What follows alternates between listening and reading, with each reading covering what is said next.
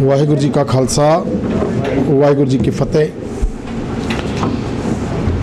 साडा अज दा जो दूसरा विषय है श्री गुरु ग्रंथ साहिब जी विच हलेमी राज दा संकल्प, ideology of state in Shri Guru Granth Sahib जी। ते अज दे इस विषय नूं साडे नाल साझा करना है प्रोफैसर हरप्रीत कौर जी, जो इसे कॉलेज के जिथे आप बैठे हैं Mata Sundari college for women, इस कॉलेज के प्रिंसीपल ने इन्होंने इस विषय के नाल सानू जोड़ना है। पर उस तो पहला जो साडी लाइव रिकॉर्डिंग चल रही है उस दे विच फेसबुक पेज, यूट्यूब, वो बारे वीर हरजोत सिंह जी एक अनाउंसमेंट करनी है। वीर जी ने वो आप जी नाल सांझी करनगे, उस तो बाद आप लैक्चर सुनांगे। वाहिगुरू जी का खालसा वाहिगुरू जी की फतेह। ये जिन्ने भी लैक्चर जड़े ने वो लाइव हो रहे ने, जूम ते भी हो रहे ने, फेसबुक ते भी हो रहे ने गुरमत कॉलेज दे। तो मैं सारिਆਂ ਨੂੰ बेनती करांगा कि गुरमत कॉलेज का जिहड़ा पेज है गुरमत कॉलेज दिल्ली गुरुद्वारा माता सुंदरी, सारिਆਂ ਨੂੰ कहांगा कि वो पेज ਨੂੰ फेसबुक दे जरूर लाइक करन, ताकि जिहड़े भी कोई मिस हो जाए या कुछ रह जाए या तुसीं दोबारा सुनना होवे तो उसनों सुन सकते हो।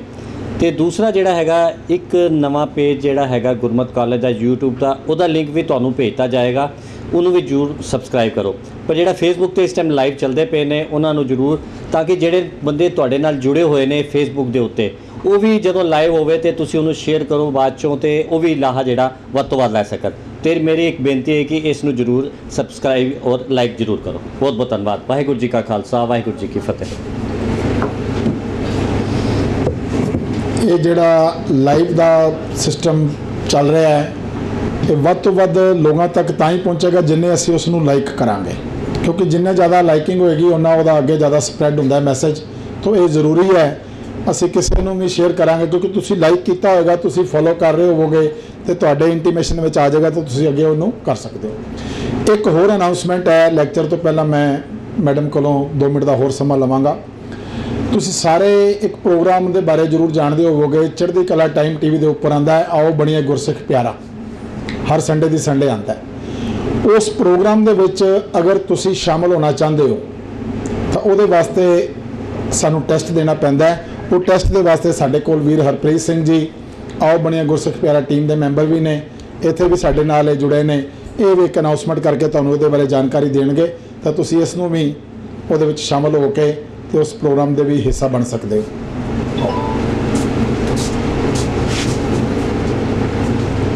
वाहिगुरू जी का खालसा वाहिगुरू जी की फतेह। जिवें कि वीर जी ने आप जी नूं दस्सिया है, चढ़दी कला टाइम टीवी ते हर ऐतवार नूं 10:30 वजे एक प्रोग्राम आंदा है, आओ बनीए गुरसिख प्यारा, जिस दे विच वख-वख पहले तो स्टेट्स तो पार्टिसिपेट करते सी, हुण इस वक्त all over world which different countries तो भी लोग पार्टिसिपेट कर रहे हैं। अगर आप जी चाहते हो किसी भी एज ग्रुप का, आप जी के परिवार चो कोई होर बच्चे या आप जी के कोई रिलेटिव्स किसी ने भी पार्टिसिपेट करना है, तो असी 12 तरीक इत्थे टेस्ट कंडक्ट करांगे। जिहड़ा साडा सैशन चलता है वो सैशन रेगूलर उवें ही चलेगा। 12 तरीक इस सैशन तो इलावा असी वो टेस्ट का टाइम तुहानूं शेयर कर देंगे। ਉਹਦੇ ਵਾਸਤੇ ग्रुप ਦੇ ਵਿੱਚ ਆਲਰੇਡੀ ਤੁਹਾਨੂੰ ਸਿਲੇਬਸ ਸ਼ੇਅਰ ਕਰ ਦਿੱਤਾ ਜਾਏਗਾ। ਤੁਹਾਡੇ ਕੋਲ ਲਗਭਗ 1 ਮਹੀਨਾ ਰਹੇਗਾ ਉਸ ਸਿਲੇਬਸ ਨੂੰ ਤਿਆਰ ਕਰਨ ਦਾ। ਉਸ ਸਿਲੇਬਸ ਨੂੰ ਤਿਆਰ ਕਰਨ ਤੋਂ ਬਾਅਦ ਇੱਕ ਇੱਥੇ ਹੀ ਐਗਜ਼ਾਮ ਹੋਏਗਾ। ਉਸ ਐਗਜ਼ਾਮ ਦੇ ਵਿੱਚ ਜਿਹੜੇ ਚੁਣਿੰਦਾ ਕੈਂਡੀਡੇਟਸ ਹੋਣਗੇ, ਪਾਰਟਿਸਿਪੈਂਟ ਹੋਣਗੇ, ਉਹਨਾਂ ਨੂੰ ਵਾਈਲਡ ਕਾਰਡ ਐਂਟਰੀ ਦਿੱਤੀ ਜਾਏਗੀ ਆਓ ਬਨੀਏ ਗੁਰਸਿਖ ਪਿਆਰਾ ਟੀਵੀ ਸ਼ੋਅ ਵਾਸਤੇ। ਟੀਵੀ ਸ਼ੋਅ ਵਾਸਤੇ ਜਦੋਂ ਤੁਸੀਂ ਜਾਂਦੇ ਹੋ ਤੁਹਾਨੂੰ ਇੱਕ WhatsApp ਗਰੁੱਪ ਵਿੱਚ ਐਡ ਆਨ ਕਰ ਲਿਆ ਜਾਂਦਾ ਹੈ, ਉਹਦਾ ਸਿਲੇਬਸ ਦਿੱਤਾ ਜਾਂਦਾ ਹੈ ਸ਼ੋਅ ਦਾ, ਉਹ ਤੁਹਾਨੂੰ ਤਿਆਰ ਕਰਨਾ ਹੁੰਦਾ ਹੈ। तो मोस्ट प्रोबेबली इस वक्त सीजन 26 की शूटिंग जी है वो असी जून के रखी हुई है, जून फर्स्ट वीक। आप जी अगर चुने जाते हो तो सीजन 27 वास्ते जो इस तो नैक्सट सीजन होएगा वो वास्ते तुसी पार्टिसिपेट कर सकते हो। मैं फिर कह रहा गुरु घर के अनुसार, जिमें गुरु साहब ने किसी भी एज का कोई सीमा नहीं रखी, उस तरह इस आओ बनीए गुरसिख प्यारा दे विच कोई सीमा नहीं है। तुसी किस जाति दे हो, किस धर्म नूं बिलोंग करते हो, ਇਹਦਾ कोई लेना देना नहीं है। तुहाडी कितनी उम्र है ਇਹਦਾ भी कोई लेना देना नहीं। प्लीज़ जिन्ने भी तुहाडे जानकार ने वध तो वध यह मैसेज पहुँचाना ਜਿੰਨੇ ਵੱਧ ਤੋਂ ਵੱਧ ਸੰਗਤ ਇੱਥੇ ਆ ਕੇ ਉਹ ਪਾਰਟਿਸਿਪੇਟ ਕਰੇਗੀ ਉਹਨਾਂ ਸਭ ਵਾਸਤੇ ਵਧੀਆ ਹੈ। ਬਹੁਤ ਬਹੁਤ ਧੰਨਵਾਦ ਜੀ। ਵਾਹਿਗੁਰੂ ਜੀ ਕਾ ਖਾਲਸਾ, ਵਾਹਿਗੁਰੂ ਜੀ ਕੀ ਫਤਿਹ। ਸਾਡਾ ਅੱਜ ਦਾ ਜੋ ਦੂਸਰਾ ਵਿਸ਼ਾ ਹੈ ਹਲੇਮੀ ਰਾਜ। ਵੈਸੇ ਜਦੋਂ ਆਪਾਂ ਰਾਜ ਦੀ ਗੱਲ ਕਰਦੇ ਆ ਨਾ, ਤੇ ਰਾਜ ਦੇ ਨਾਲ ਇੱਕ ਗੱਲ ਹੋ ਜਾਂਦੀ ਕਿ ਜਿਹੜਾ ਵਿਅਕਤੀ ਰਾਜ ਕਰ ਰਿਹਾ ਹੈ ਉਹ ਹਉਮੈ ਦਾ ਸ਼ਿਕਾਰ ਹੋ ਜਾਂਦਾ ਕਿ ਮੇਰੇ ਕੋਲ ਬਹੁਤ ਕੁਝ ਹੈ, ਉਹਦੇ ਵਿੱਚ ਹਉਮੈ ਆ ਜਾਂਦੀ ਹੈ। ਪਰ ਜਦੋਂ ਆਪਾਂ ਗੁਰਮਤਿ ਵਿਚਾਰਧਾਰਾ ਦੀ ਗੱਲ ਕਰਦੇ ਆ ਤੇ ਪਾਤਸ਼ਾਹ ਨੇ ਸਾਨੂੰ ਜਿਹੜੀ ਹਲੇਮੀ ਦੀ ਗੱਲ ਕੀਤੀ, ਹਲੇਮੀ ਭਾਵ ਨਿਮਰਤਾ। ਨਿਮਰਤਾ ਤੇ ਹਉਮੈ ਦੋਨੋਂ ਬਿਲਕੁਲ ਆਪੋਜ਼ਿਟ ਵਰਡ ਨੇ। ਜੇ ਹਉਮੈ ਹੈ ਤੇ ਨਿਮਰਤਾ ਨਹੀਂ ਆ ਸਕਦੀ, ਜੇ ਨਿਮਰਤਾ ਆ ਗਈ ਤੇ ਹਉਮੈ ਚਲੀ ਜਾਏਗੀ। ਤੋ ਇਹ ਇੱਕ ਐਸਾ ਵਿਸ਼ਾ ਜਿਹਨੂੰ ਅਸੀਂ ਬੜਾ ਵਧੀਆ ਤਰੀਕੇ ਨਾਲ ਸਮਝਣ ਦਾ ਯਤਨ ਕਰਾਂਗੇ। ਔਰ ਜਦੋਂ ਅਸੀਂ ਪਿੱਛੇ ਤੁਸੀਂ ਸਾਰੇ, ਕਿਉਂਕਿ ਅੱਜ ਕੱਲ੍ਹ ਸੋਸ਼ਲ ਮੀਡੀਆ ਦਾ ਜ਼ਮਾਨਾ, ਆਪਾਂ ਹੁਣ ਸੋਸ਼ਲ ਮੀਡੀਆ ਦੀ ਗੱਲ ਵੀ ਕਰ ਰਹੇ ਸੀ, ਇੱਕ ਬੜਾ ਵੱਡਾ ਸਰਵੇ ਹੋਇਆ ਸੀ ਆਲ ਓਵਰ ਵਰਲਡ ਲੈਵਲ ਦਾ ਕਿ ਦੁਨੀਆ ਦੇ ਵਿੱਚ ਹੁਣ ਤੱਕ ਜਿੰਨੇ ਰਾਜੇ ਹੋਏ ਨੇ ਉਹਨਾਂ ਵਿੱਚੋਂ ਕਿਹੜਾ ਰਾਜਾ ਸਭ ਤੋਂ ਵਧੀਆ ਹੈ। ਤੇ ਸਾਡੇ ਲਈ ਬੜੀ ਪ੍ਰਾਊਡਲੀ ਇਹ ਗੱਲ ਹੈ ਕਿ ਮਹਾਰਾਜਾ ਰਣਜੀਤ ਸਿੰਘ ਨੂੰ ਉਹਦੇ ਵਿੱਚ ਬੜਾ ਵਧੀਆ ਮੰਨਿਆ ਗਿਆ ਸੀ, ਕਿਉਂਕਿ ਮਹਾਰਾਜਾ ਰਣਜੀਤ ਸਿੰਘ ਦੇ ਰਾਜ ਨੂੰ ਆਪਾਂ ਹਲੇਮੀ ਰਾਜ ਕਹਿ ਸਕਦੇ ਹਾਂ। ਕਿਤੇ ਕੋਈ ਭੇਦਭਾਵ ਨਹੀਂ, ਕਿਤੇ ਕੁਝ ਵੀ ਨਹੀਂ, ਇਸ ਤਰ੍ਹਾਂ ਦੀ ਗੱਲ ਹਉਮੈ ਨਹੀਂ। ਆਪਾਂ ਮਹਾਰਾਜਾ ਰਣਜੀਤ ਸਿੰਘ ਦੇ ਜਦੋਂ ਜੀਵਨ ਨੂੰ ਪੜ੍ਹਦੇ ਹਾਂ ਤੇ ਲੋਕਾਂ ਦੀ ਮਦਦ ਕਿਵੇਂ, ਲੋਕਾਂ ਦਾ ਭਾਰ ਢੋ ਕੇ ਇੱਕ ਜਗ੍ਹਾ ਤੋਂ ਲੈ ਕੇ ਦੂਜੀ ਜਗ੍ਹਾ ਜਾਣਾ, ਇਹ ਸਾਰੀਆਂ ਨਿਮਰਤਾ ਦੀਆਂ ਨਿਸ਼ਾਨੀਆਂ ਨੇ। ਤੋਂ ਅੱਜ doctor Harpreet Kaur ji, professor Harpreet Kaur ji, principal madam ਇਸ ਕਾਲਜ ਦੇ, ਇਹਨਾਂ ਨੇ ਇਸ ਵਿਸ਼ੇ ਨੂੰ ਸਾਡੇ ਨਾਲ ਸਾਂਝਾ ਕਰਨਾ ਹੈ। ਇਹਨਾਂ ਦੀ ਆਪਣੀ PhD ਵੀ ਪੋਲੀਟੀਕਲ ਸਾਇੰਸ ਦੇ ਉੱਪਰ ਹੀ ਹੈ। ਪੋਲੀਟੀਕਲ ਸਾਇੰਸ ਰਾਜ ਦੀ ਗੱਲ ਹੁੰਦੀ ਹੈ ਜਿੱਥੇ, ਤੇ ਹਲੇਮੀ ਰਾਜ ਦੇ ਵਿਸ਼ੇ ਦੀ ਸਾਡੇ ਨਾਲ ਗੱਲ ਕਰਨਗੇ। ਮੈਂ ਬੇਨਤੀ ਕਰਾਂਗਾ ਪ੍ਰੋਫੈਸਰ ਹਰਪ੍ਰੀਤ ਕੌਰ ਜੀ ਇਸ ਵਿਸ਼ੇ ਦੇ ਉੱਪਰ ਆ ਕੇ ਸਾਡੇ ਨਾਲ ਗੱਲ ਕਰਨਗੇ। ਪ੍ਰੋਫੈਸਰ ਹਰਪ੍ਰੀਤ ਕੌਰ ਜੀ।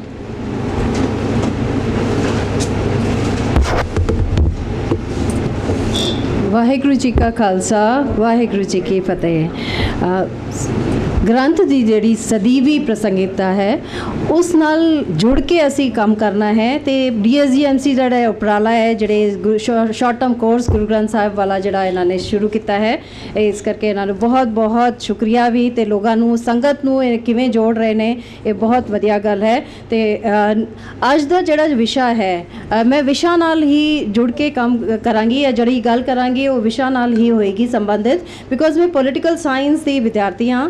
ਤੇ ਪੋਲੀਟੀਕਲ ਸਾਇੰਸ ਵਿੱਚ ਕੁਝ ਇਹੋ ਜਿਹੇ ਸਵਾਲ ਹੁੰਦੇ ਨੇ, ਕਿਵੇਂ ਰਾਜ ਦੀ ਉਤਪਤੀ ਕਿਵੇਂ ਹੋਈ ਨਹੀਂ, ਰਾਜ ਦੇ ਵਿੱਚ ਕਿਹੜੇ ਅਧਿਕਾਰ ਹੋਣੇ ਚਾਹੀਦੇ ਨੇ, ਜਾਂ ਰਾਜ ਵਿੱਚ ਜਿਹੜੇ ਰਾਸ਼ਟਰੀ ਕਾਨੂੰਨ ਹੈ, ਜਿਹੜੇ ਜਾਂ ਫਿਰ ਅੰਤਰਰਾਸ਼ਟਰੀ ਕਾਨੂੰਨ ਹੈ, ਉਹਨਾਂ ਵਿੱਚੋਂ ਉਹਦੀ ਗੱਲ ਹੁੰਦੀ ਹੈ। ਤੇ ਨਾਲ ਬਾਣੀ ਕੀ ਕਹਿੰਦੀ ਹੈ, ਜਿਹੜੇ ਇਹ ਸਵਾਲ ਜਿਹੜੇ ਮੇਰੇ ਜ਼ਿਹਨ ਵਿੱਚ ਆਉਂਦੇ ਸੀ, ਉਹਨਾਂ ਨੂੰ ਮੈਂ ਦੇਖਣ ਦੀ ਕੋਸ਼ਿਸ਼ ਕੀਤੀ ਹੈ ਕਿ ਕਿਵੇਂ ਬਾਣੀ ਹੈ, ਸਾਰਾ ਕੁਝ ਬਾਣੀ ਵਿੱਚ ਪਿਆ ਹੈ, ਅਸੀਂ ਉਹਨੂੰ ਕਿਵੇਂ ਦੇਖਣਾ ਹੈ। ਐਜ਼ ਪੋਲੀਟੀਕਲ ਸਾਇੰਸ ਦੇ ਵਿਦਿਆਰਥੀ ਮੈਂ ਉਹਨਾਂ ਨੂੰ ਦੇਖਿਆ ਹੈ ਤੇ ਉਹਨਾਂ ਨੂੰ ਕੋਸ਼ਿਸ਼ ਕਰਨੀ ਹੈ ਕਿ ਰਾਜ ਦਾ ਸੰਕਲਪ ਕੀ ਹੈ, ਸਭ ਤੋਂ ਪਹਿਲੇ ਕਹਿਣਾ ਚਾਹੁੰਦੀ ਹੈ। ਤੇ ਉਸ ਤੋਂ ਬਾਅਦ ਜਿਹੜੇ ਉਸ ਵਿੱਚ ਕੀ ਕਾਨੂੰਨ ਕੀ ਕਹਿੰਦੇ ਨੇ, ਤੇ ਰਾਜ ਦਾ ਜਿਹੜਾ ਹੈ ਅਧਿਕਾਰ ਖੇਤਰ ਕੀ ਹੈ, ਤੇ ਉਹਦੇ ਜਿਹੜੇ ਹੈ ਅਧਿਕਾਰ ਕੀ ਹੈ, ਇਹੋ ਜਿਹੀ ਗੱਲਾਂ ਜਿਹੜੀ ਹੈ ਇਸ ਲੈਕਚਰ ਵਿੱਚ ਮੈਂ ਰੱਖਾਂਗੀ।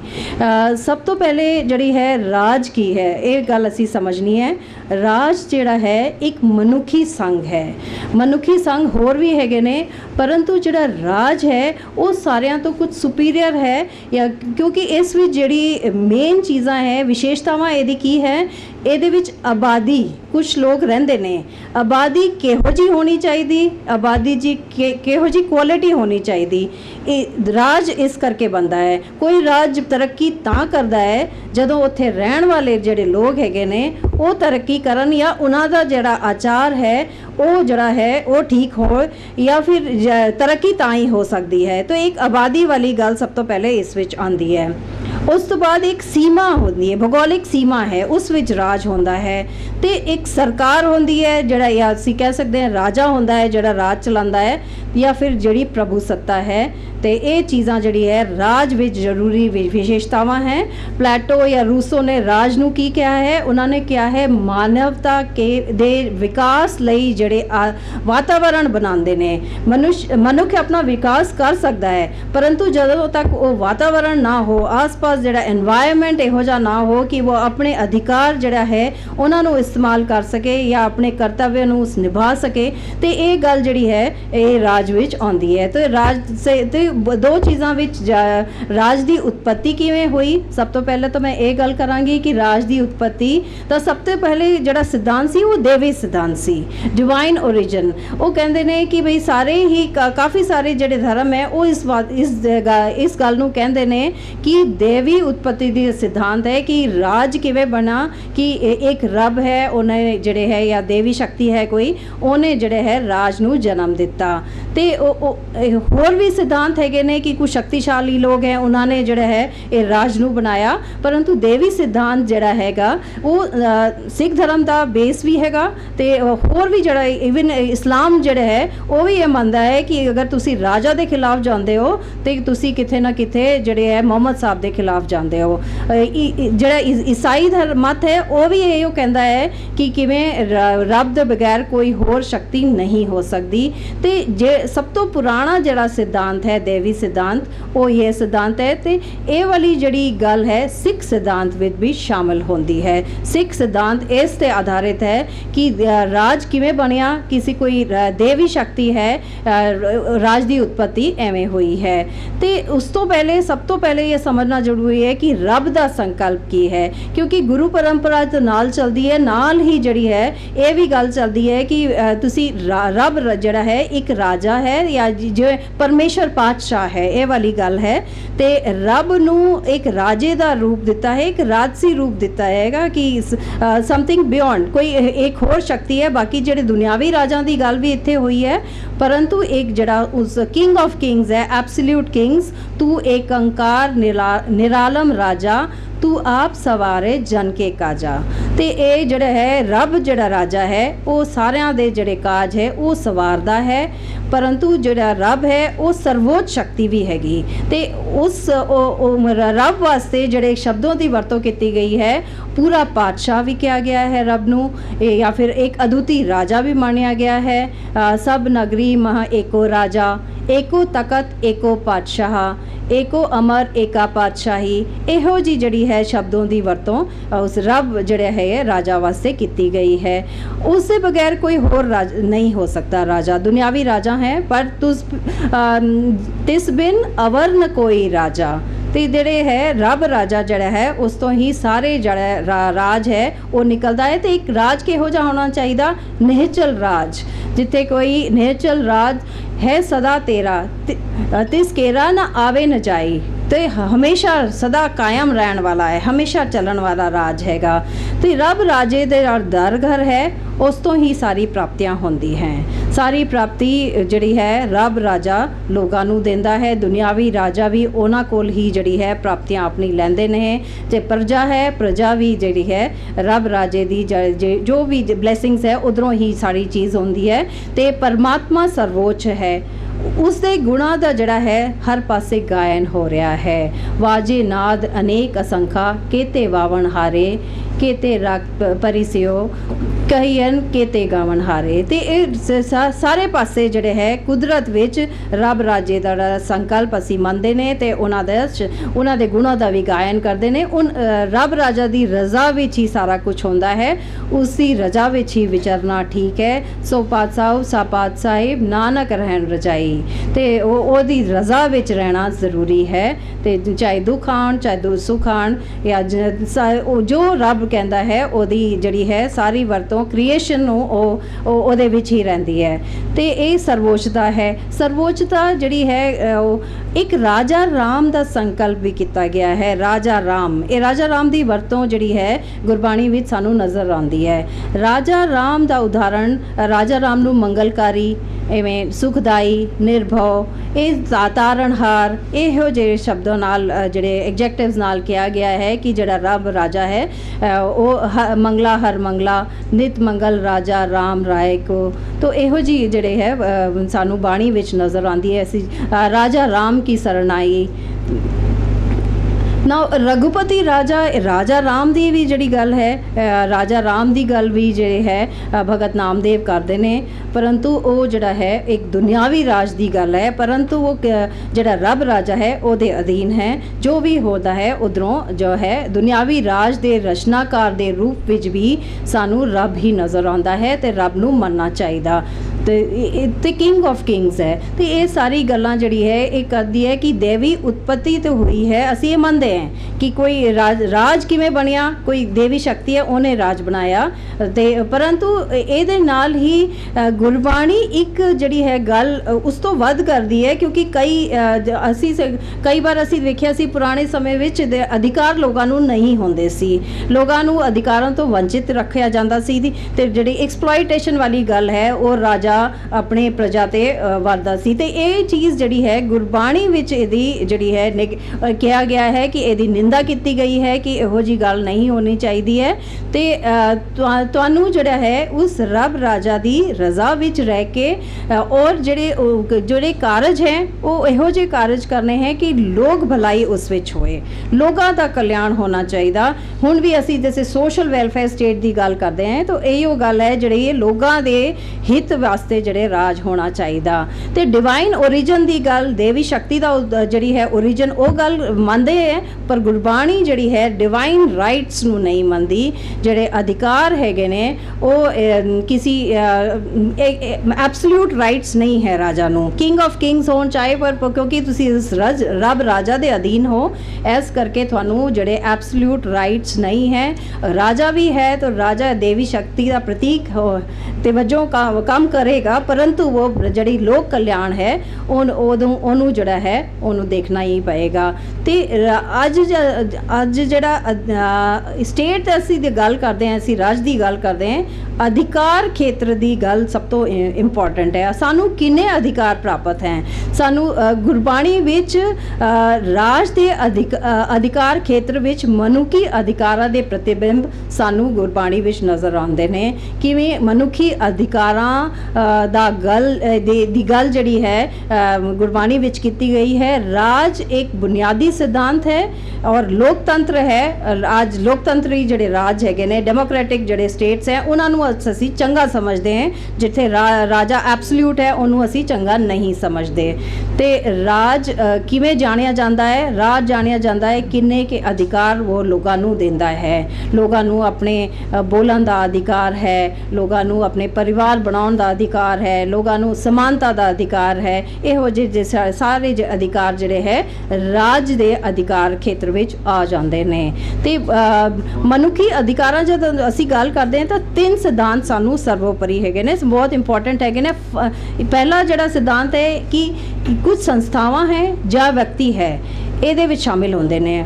ਕਿਹਨੂੰ ਅਧਿਕਾਰ ਕਿਹਨੂੰ ਦਿੱਤੇ ਜਾਂਦੇ ਨੇ? ਜਾਂ ਤਾਂ ਵਿਅਕਤੀ ਨੂੰ ਦਿੱਤੇ ਜਾਂਦੇ ਨੇ ਜਾਂ ਸੰਸਥਾਵਾਂ ਨੂੰ ਦਿੱਤੇ ਜਾਂਦੇ ਨੇ। ਤੇ ਇਹ ਕਿੱਥੇ ਦਿੱਤੇ ਜਾਂਦੇ ਨੇ? ਇੱਕ ਸਮਾਜਿਕ ਤਾਣਾ ਬਾਣਾ ਹੈ, ਇਹ ਸਮਾਜ ਵਿੱਚ ਦਿੱਤੇ ਜਾਂਦੇ ਨੇ।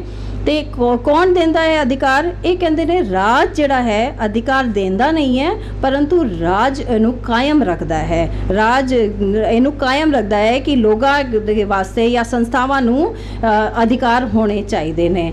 ਤੇ ਇਹ ਸਾਰੀ ਜਿਹੜੀ ਇਹ ਬੁਨਿਆਦ ਹੈ ਪੋਲੀਟੀਕਲ ਸਾਇੰਸ ਦੀ। ਤੇ ਇਹਨਾਂ ਸਵਾਲਾਂ ਕੁਝ ਸਵਾਲ ਮੇਰੇ ਜ਼ਿਹਨ ਵਿੱਚ ਆਉਂਦੇ ਸੀ ਤੇ ਉਹ ਮੈਨੂੰ ਲੱਗਿਆ ਕਿ ਕਿਵੇਂ ਗੁਰਬਾਣੀ ਉਹਨਾਂ ਦਾ ਆਨਸਰ ਕਿਵੇਂ ਕਰਦੀ ਹੈ, ਤੇ ਉਹ ਸਾਰੀ ਚੀਜ਼ਾਂ ਦੇਖਣਾ ਚਾਹੁੰਦੀ ਹੈ। ਪਰ ਇੱਕ ਹੋਰ ਚੀਜ਼ ਹੈ ਕਿ ਮਨੁੱਖਾਂ ਲਈ ਜਿਹੜੇ ਅਧਿਕਾਰ ਜਿਹੜੇ ਦਿੱਤੇ ਗਏ ਨੇ ਉਹ ਸਾਰੇ ਹੱਦਾਂ ਤੋਂ ਪਾਰ ਹੈ। ਅਸੀਂ ਮਨੁੱਖ ਹੈ, ਹਿਊਮਨਸ। ਅਗਰ ਹਿਊਮਨ ਹੈ ਤਾਂ ਅਗਰ ਕਿਸੇ ਹੋਰ ਦੇਸ਼ ਵਿੱਚ ਵੀ ਜਾਈਏ ਸਾਨੂੰ ਰਾਈਟ ਟੂ ਲਾਈਫ ਹੈ, ਜੀਵਨ ਦਾ ਅਧਿਕਾਰ ਹੈ ਸਾਨੂੰ। ਤੇ ਇਹ ਅਧਿਕਾਰ ਦਿੱਤੇ ਜਾਂਦੇ ਨਹੀਂ ਦਿੱਤੇ ਜਾਂਦੇ, ਰਾਜਨੀਤਿਕ ਆਜ਼ਾਦੀ ਹੈ ਨਹੀਂ ਹੈ, परिवार का अधिकार है नहीं, या फिर वो ये सारी जड़ी है जरूरी शर्तां हैं राज विच। ते प्राचीन यूनानियां ने भी जड़ी है मनुखी अधिकारां दी धारणा विच एक उन्होंने अपनी कंसैप्ट पेश किते सी। हम्मुराबी दी संहिता सी जड़ी कहंदी सी कि कानून दे अंतर सारा कुछ तुहानू कानून दे विचकार रह के करना है। ते या फिर अधिकार पुराने समय विच होंदे सी या गैर हाजिर सी। ज़्यादा करके असी देखते हैं कि जैसे राजा सी वो अधिकार उत्थे नहीं होंदे सी। ते फिर मध्यकालीन संतां ने गुरु नानक देव जी होर संतां ने जिहड़ी आवाज़ उठाई सी मनुख दे अधिकारां वास्ते, लोगां नूं तैयार कीता सी कि तुसी खलो के जिहड़े है लोगां नूं तुसी अपने अधिकारां वास्ते खड़े होना है, तुसी खलो के अपनी गल कहनी है। ते उन्हां नूं तैयार कीता सी तुसी जिहड़े है शोषण नूं जिहड़ी गल खत्म करनी है। ते इस वास्ते एक यूनिवर्सल डिक्लेरेशन ਹਿਊਮਨ ਰਾਈਟਸ ਦੀ ਗੱਲ ਵੀ ਬਾਅਦ 'ਚ ਆਈ। 10 ਦਸੰਬਰ 1948 ਨੂੰ ਜਿਹੜੀ ਸੰਯੁਕਤ ਰਾਸ਼ਟਰ ਜਨਰਲ ਅਸੈਂਬਲੀ ਹੈ ਉਹਨੇ ਮਨੁੱਖੀ ਅਧਿਕਾਰਾਂ ਦਾ ਵਿਸ਼ਵ ਵਿਆਪੀ ਘੋਸ਼ਣਾ ਪੱਤਰ ਦਿੱਤਾ। ਉਸ ਵਿੱਚ ਬਹੁਤ ਸਾਰੇ ਰਾਈਟਸ ਹੈਗੇ ਨੇ, ਜਿਵੇਂ ਇਸ ਘੋਸ਼ਣਾ ਪੱਤਰ ਵਿੱਚ ਸਿਵਲ ਰਾਈਟਸ, ਰਾਜਨੀਤਿਕ ਰਾਈਟਸ, ਆਰਥਿਕ ਰਾਈਟਸ, ਸਮਾਜਿਕ, ਸੱਭਿਆਚਾਰਿਕ, ਇਹ ਸਾਰੇ ਜਿਹੜੇ ਅਧਿਕਾਰ ਉਸ ਵਿੱਚ ਹੈਗੇ ਨੇ ਤੇ ਇਹ ਸਾਡੇ ਜਿਹੜੇ ਅੱਜ ਦੇ ਰਾਜ ਦਾ ਅਟੁੱਟ ਹਿੱਸਾ ਹੈਗੇ ਨੇ। ਅੱਜ ਅਗਰ ਅਸੀਂ ਦੇਖੋ ਕਿ ਅਗਰ ਅਸੀਂ ਰਾਈਟਸ ਦੀ ਗੱਲ ਕਰਨੇ ਆ ਤੇ ਰਾਈਟਸ ਜਿਹੜੇ ਹੈਗੇ ਨੇ ਇੱਕ ਸਾਧਨ ਵਜੋਂ ਹੈ, ਇੱਕ ਸਾਧਨ ਹੈ ਸਵੈ ਜਾਣਕਾਰੀ ਵਾਸਤੇ, ਆਪਣੀ ਅਪਲਿਫਟਮੈਂਟ ਵਾਸਤੇ ਕਿ ਤੁਸੀਂ ਹਿਊਮਨ ਤਦ ਹੋ ਸਕਦੇ ਹੋ ਤੁਹਾਡੇ ਕੋਲ ਅਧਿਕਾਰ ਹੋਣ, ਤੁਸੀਂ ਨੈਤਿਕ ਆਚਰਣ ਹੋ, ਅਨੈਤਿਕ ਆਚਰਣ ਤੋਂ ਬਚੋ ਤੇ ਬੁਰਾਈ ਨਹੀਂ ਹੋਣੀ ਚਾਹੀਦੀ। ਇਹ ਸਾਰੀ ਗੱਲਾਂ ਸਾਰੇ ਹੀ ਧਰਮਾਂ ਵਿੱਚ ਕਹੀ ਗਈ ਹੈ, ਪਰੰਤੂ ਜਿਹੜੀ ਗੁਰਬਾਣੀ ਹੈ ਅਧਿਕਾਰਾਂ ਦਾ ਜਿਹੜੀ ਇੱਕ ਦ੍ਰਿਸ਼ਟੀਕੋਣ ਜਿਹੜੀ ਪ੍ਰਸਤੁਤ ਕਰਦੀ ਹੈ, ਇੱਕ ਅਨੁਕੂਲ ਸਮਾਜ ਬਣਾਉਣ ਵਾਸਤੇ ਗੱਲ ਕਰਦੀ ਹੈ। ਇਹ ਸਾਰੀ ਜਿਹੜੀ ਚੀਜ਼ਾਂ ਹੈ ਨੈਤਿਕ ਕਾਨੂੰਨ ਵਿੱਚ ਹੈ। ਨੈਤਿਕ ਕਾਨੂੰਨ ਅਸੀਂ ਬਣਾਏ ਨੇ, ਕੁਝ ਨੈਤਿਕ ਕਾਨੂੰਨ ਜਿਹੜੇ ਸਭ ਤੋਂ ਉੱਪਰ ਹੈਗੇ ਨੇ ਤੇ ਨਾਉ ਗੁਰਬਾਣੀ ਜਾਂ ਗੁਰੂ ਗ੍ਰੰਥ ਸਾਹਿਬ ਵਿੱਚ ਮਨੁੱਖੀ ਅਧਿਕਾਰਾਂ ਦਾ ਦਾਇਰਾ ਕੀ ਹੈ ਇਹ ਦੇਖਣਾ ਜ਼ਰੂਰੀ ਹੈ। ਅਧਿਕਾਰਾਂ ਜਾਂ ਜਿਹੜੇ ਕਰਤੱਵਾਂ ਦੀ ਚਿੰਤਾ ਹੈਗੀ ਉਹ ਈਵਨ ਜਿਹੜੇ ਪ੍ਰੈਜ਼ੈਂਟ ਕਾਨੂੰਨ ਹੈ, ਜਿਹੜੇ ਮੌਜੂਦਾ ਨਿਯਮ ਹੈ, ਉਹਨਾਂ ਨੂੰ ਵੀ ਕਈ ਨਿਯਮ ਜਿਹੜੇ ਹੁੰਦੇ ਨੇ ਗਲਤ ਹੁੰਦੇ ਨੇ। ਡੈਮੋਕ੍ਰੇਸੀ ਕਹਿੰਦੀ ਹੈ ਤੁਸੀਂ ਆਪਣੀ ਆਵਾਜ਼ ਉਠਾਓ, ਅਗਰ ਤੁਹਾਨੂੰ ਲੱਗਦਾ ਹੈ ਕੁਝ ਗਲਤ ਹੋ ਰਿਹਾ ਹੈ ਤੁਸੀਂ ਮੌਨ ਨਾ ਰਹੋ, ਤੁਸੀਂ ਆਪਣੀ ਗੱਲ ਚੁੱਕੋ ਤੇ ਉਹ ਮੌਜੂਦਾ ਨਿਯਮਾਂ ਨੂੰ ਵੀ ਚੁਣੌਤੀ ਦੇਣ ਵਾਲੇ ਜਿਹੜੇ ਹਵਾਲੇ ਹੈ ਇਹ ਗੁਰੂ ਗ੍ਰੰਥ ਸਾਹਿਬ ਵਿੱਚ ਦਰਜ ਹੈ। ਮਨੁੱਖੀ ਖੁਸ਼ਹਾਲੀ ਤੇ ਮੁਕਤੀ ਇਹ ਜਿਹੜਾ ਹੈ ਗ੍ਰੰਥ ਦਾ ਮੂਲ ਹੈ। ਸਾਰਾ ਕੁਝ ਜਿਹੜਾ ਹੈ ਉਸ 'ਤੇ ਹੈ ਕਿ ਕਿਵੇਂ ਮਨੁੱਖ ਦੀ ਜਿਹੜੀ ਹੈ ਮੁਕਤੀ ਹੋਣੀ ਚਾਹੀਦੀ ਜਾਂ ਖੁਸ਼ਹਾਲੀ ਹੋਣੀ ਚਾਹੀਦੀ ਤੇ ਇੱਕ ਔਰ ਮੁਕਤੀ ਕੀ ਹੈ? ਮੁਕਤੀ ਇਹ ਹੈ ਕਿ ਤੁਸੀਂ ਨਕਾਰਾਤਮਕ ਜਿਹੜਾ ਰਵੱਈਆ ਹੈ, ਜਿਹੜੇ ਨੈਗੇਟਿਵ ਐਟੀਟਿਊਡਸ ਹੈ, ਉਹਨਾਂ ਤੋਂ ਮੁਕਤੀ ਕਰੋ। ਤੁਸੀਂ ਆਪਣੇ ਮਨ ਦੇ ਵਿਚਾਰਾਂ ਨੂੰ ਤੁਸੀਂ ਪਵਿੱਤਰ ਕਰੋ, ਮਨ ਦੇ ਵਿਚਾਰਾਂ ਨੂੰ ਤੁਸੀਂ ਚੈਨਲਾਈਜ਼ ਕਰੋ ਤੇ ਹਉਮੈ, ਹੰਕਾਰ, ਭੌਤਿਕ ਸੁੱਖਾਂ ਲਈ ਜਿਹੜਾ ਲਾਲਚ ਹੈ ਤੇ ਇਹ ਸਾਰਾ ਜਿਹੜਾ ਹੈ ਤੁਸੀਂ ਦੂਰ ਕਰੋ ਤੇ ਸਹੀ ਆਚਰਣ ਦਾ ਜਿਹੜਾ ਹੈ ਤੁਸੀਂ ਸਹੀ ਆਚਰਣ ਦਾ ਚੁਣਾਵ ਕਰੋ। ਇਹ ਮੇਨ ਚੀਜ਼ ਹੈ ਤੇ ਇਸ ਵਾਸਤੇ ਜਿਹੜੇ ਹੈ ਅਗਰ ਇਹੋ ਜੀ ਗੱਲ ਹੈ ਤਾਂ ਇੱਕ ਰੀਜ਼ਨ ਵਾਲੀ ਗੱਲ ਆ ਜਾਂਦੀ ਹੈ ਕਿ ਕਿਵੇਂ ਤੁਸੀਂ ਤਰਕਸ਼ੀਲ ਸੋਚ ਨਾਲ ਤੁਸੀਂ ਇਹ ਸਾਰੀ ਚੀਜ਼ਾਂ ਕਰ ਸਕਦੇ ਹੋ, ਕਿਵੇਂ ਸਹੀ ਆਚਰਣ ਦਾ ਚੁਣਾਵ ਤੁਸੀਂ ਕਿਵੇਂ ਕਰ ਸਕਦੇ ਹੋ ਤਾਂ ਜਦ ਤੁਹਾਡੇ ਕੋਲ ਰੀਜ਼ਨ ਹੋਏ। ਮੋਡਰਨਿਟੀ ਵੀ ਇਹ ਗੱਲ ਨੂੰ ਮੰਨਦੀ ਹੈ ਕਿ ਰੀਜ਼ਨ ਹੋਣਾ ਚਾਹੀਦਾ ਤੇ ਗੁਰਬਾਣੀ ਕਿੰਨੇ ਖੂਬਸੂਰਤੀ ਨਾਲ ਕਹਿੰਦੀ ਹੈ, ਵਿਵੇਕ ਬੁੱਧ ਜਗ ਮਾਹੇ ਨਿਰਮਲ ਵਿਚਰ ਵਿਚਰ ਰਸ ਪੀਜੇ। ਤੇ ਕਿਵੇਂ ਤੁਸੀਂ ਆਪਣੀ ਬੁੱਧੀ ਦਾ ਇਸਤੇਮਾਲ ਕਰਨਾ ਹੈ, ਬੁੱਧੀ ਦਾ ਔਰ ਸਟੀਕ ਸਮਝ ਦਾ ਇਸਤੇਮਾਲ ਤੁਸੀਂ ਕਰਨਾ ਹੈ। ਸਹੀ ਜਾਂ ਗਲਤ, ਸੱਚ ਜਾਂ ਝੂਠ, ਨੇਕੀ ਜਾਂ ਪਾਪ, ਇਸ ਦੇ ਅੰਤਰ ਨੂੰ ਸਮਝ ਕੇ ਤੁਸੀਂ ਇੱਕ ਜਿਹੜਾ ਮਾਰਗ ਹੈ ਉਹਨੂੰ ਦਰਸਾਉਣਾ ਹੈ। ਇਹ ਗੁਰਬਾਣੀ ਕਰਦੀ ਹੈ ਤੇ ਇੱਕ ਬੜੀ ਖੂਬਸੂਰਤ ਇੱਕ ਹੋਰ ਤੁਕ ਹੈ ਜਿਹੜੀ ਅਕਲ ਇਹਨ ਆਖੀਏ ਅਕਲ ਗਵਾਈਏ ਬਾਦ, ਅਕਲੀ ਸਾਹਿਬ ਸੇਵੀਏ ਅਕਲੀ ਪਾਈਏ ਮਾਨ, ਅਕਲ ਪੜ੍ਹ ਕੇ ਬੁਝੀਏ ਅਕਲੀ ਕੀਚੇ ਦਾਨ। ਦਾਨ ਵੀ ਅਗਰ ਕਰਨਾ ਹੈ ਅਸੀਂ, ਤੁਸੀਂ ਕਿਸੇ ਨੂੰ ਕੁਝ ਦੇਣਾ ਵੀ ਹੈ ਤਾਂ ਉਹਨੂੰ ਸੋਚ ਸਮਝ ਕੇ ਕਰੋ, ਆਪਣੀ ਬੁੱਧੀ ਦਾ ਪ੍ਰਯੋਗ ਕਰੋ। ਤੇ ਡੈਮੋਕ੍ਰੇਸੀ ਵੀ ਇਹ ਕਹਿੰਦੀ ਕਿ ਤੁਸੀਂ ਅਗਰ ਵੋਟ ਵੀ ਦੇਣਾ ਹੈ ਤਾਂ ਸੋਚ ਸਮਝ ਕੇ ਦਿਓ। ਤੇ ਇਹ ਉਹ ਵਾਲੀ ਗੱਲ ਹੈ ਕਿ ਸਿਆਣਪ ਕਿਵੇਂ ਹੈ? ਸਿਆਣਪ ਹੈ ਜਦੋਂ ਤੁਸੀਂ ਖਾਲੀ ਦਲੀਲਾਂ ਵੱਲ ਨਹੀਂ ਜਾਂਦੇ ਪਰ ਤੁਸੀਂ ਉਹਨੂੰ ਸੋਚ ਸਮਝ ਕੇ ਉਹਨੂੰ ਗੱਲ ਜਿਹੜੀ ਹੈ ਉਹ ਕਰਦੇ ਹੋ। ਤੇ ਇਹ ਸਾਰੀ ਗੱਲਾਂ ਜਿਹੜੀ ਹੈ ਗੁਰਬਾਣੀ ਵਿੱਚ ਸਾਨੂੰ ਪ੍ਰਾਪਤ ਹੁੰਦੀ ਹੈ। ਇੱਕ ਹੋਰ ਜਿਹੜੀ ਗੁਰਬਾਣੀ ਕਹਿੰਦੀ ਹੈ ਕਿ ਇੱਕ ਔਰ ਜਿਹੜੀ ਮਾਡਰਨ ਚੀਜ਼ਾਂ ਹੈ ਕਿ ਕਿਵੇਂ ਸਾਨੂੰ ਜਿਹੜੇ ਅਧਿਕਾਰ ਮਿਲੇ ਨੇ, ਸਾਨੂੰ ਅਧਿਕਾਰ ਮਿਲੇ ਨੇ ਜਦੋਂ ਅਸੀਂ ਸੰਘਰਸ਼ ਕੀਤਾ। ਅਗਰ ਔਰਤਾਂ ਨੇ ਸੰਘਰਸ਼ ਕੀਤਾ ਕਿ ਸਾਨੂੰ ਅਧਿਕਾਰ ਹੋਣੇ ਚਾਹੀਦੇ ਨੇ ਤਾਂ ਉਹਨਾਂ ਨੂੰ ਪ੍ਰਾਪਤ ਹੋਏ ਨੇ। ਤੁਹਾਨੂੰ ਬੋਲਣਾ ਪਏਗਾ, ਤੁਹਾਨੂੰ ਆਪਣਾ ਸੱਚ ਦਾ ਸਾਹਮਣਾ ਕਰਨਾ ਪਏਗਾ। ਗੁਰਬਾਣੀ ਵੀ ਇਹੀਓ ਕਹਿੰਦੀ ਹੈ ਕਿ ਜੋ ਕੁਝ ਤੁਹਾਨੂੰ ਪ੍ਰਾਪਤ ਹੁੰਦਾ ਹੈ ਉਹ ਸੰਘਰਸ਼ ਰਾਹੀਂ ਹੁੰਦਾ ਹੈ। ਤੇ ਤੁਹਾਨੂੰ ਜੇ ਅਗਰ ਹਿਸਟਰੀ ਅਸੀਂ ਵੇਖੀਏ ਕਿਵੇਂ ਇੱਕ ਗਲੋਰੀਅਸ ਰੈਵੋਲੂਸ਼ਨ ਹੋਇਆ ਸੀ, ਸ਼ਾਨਦਾਰ ਕ੍ਰਾਂਤੀ 1688 ਜਿਹੜੀ UK 'ਚ ਹੋਈ ਸੀ, ਜੋ ਮਨੁੱਖ ਨੂੰ ਅਧਿਕਾਰ ਦਿੱਤੇ ਗਏ ਸੀ। ਫਰਾਂਸੀਸੀ ਕ੍ਰਾਂਤੀ ਉਸ ਤੋਂ ਬਾਅਦ ਹੋਈ 1789 ਵਿੱਚ, ਉਸ ਵਿੱਚ ਵੀ ਲੋਕਾਂ ਨੂੰ ਆਜ਼ਾਦੀ, ਸਮਾਨਤਾ, ਨਿਆਂ ਦੀ ਗੱਲ ਕੀਤੀ। ਤੇ ਅੱਗੇ ਜਿਹੜੇ ਅਮਰੀਕੀ ਸੁਤੰਤਰਤਾ ਘੋਸ਼ਣਾ ਪੱਤਰ ਹੈ 1776 ਉਹ ਵੀ ਦਮਨਕਾਰੀ ਸਰਕਾਰਾਂ ਨੂੰ ਬਦਲਣ ਦਾ ਅਧਿਕਾਰ ਦਿੰਦਾ ਹੈ। ਤੇ ਇਹ ਸਾਰੀ ਚੀਜ਼ਾਂ ਕਿਵੇਂ ਹੋਈਆਂ ਪ੍ਰਾਪਤ? ਸੰਘਰਸ਼ ਰਾਹੀਂ ਪ੍ਰਾਪਤ ਹੋਏ ਹੈ।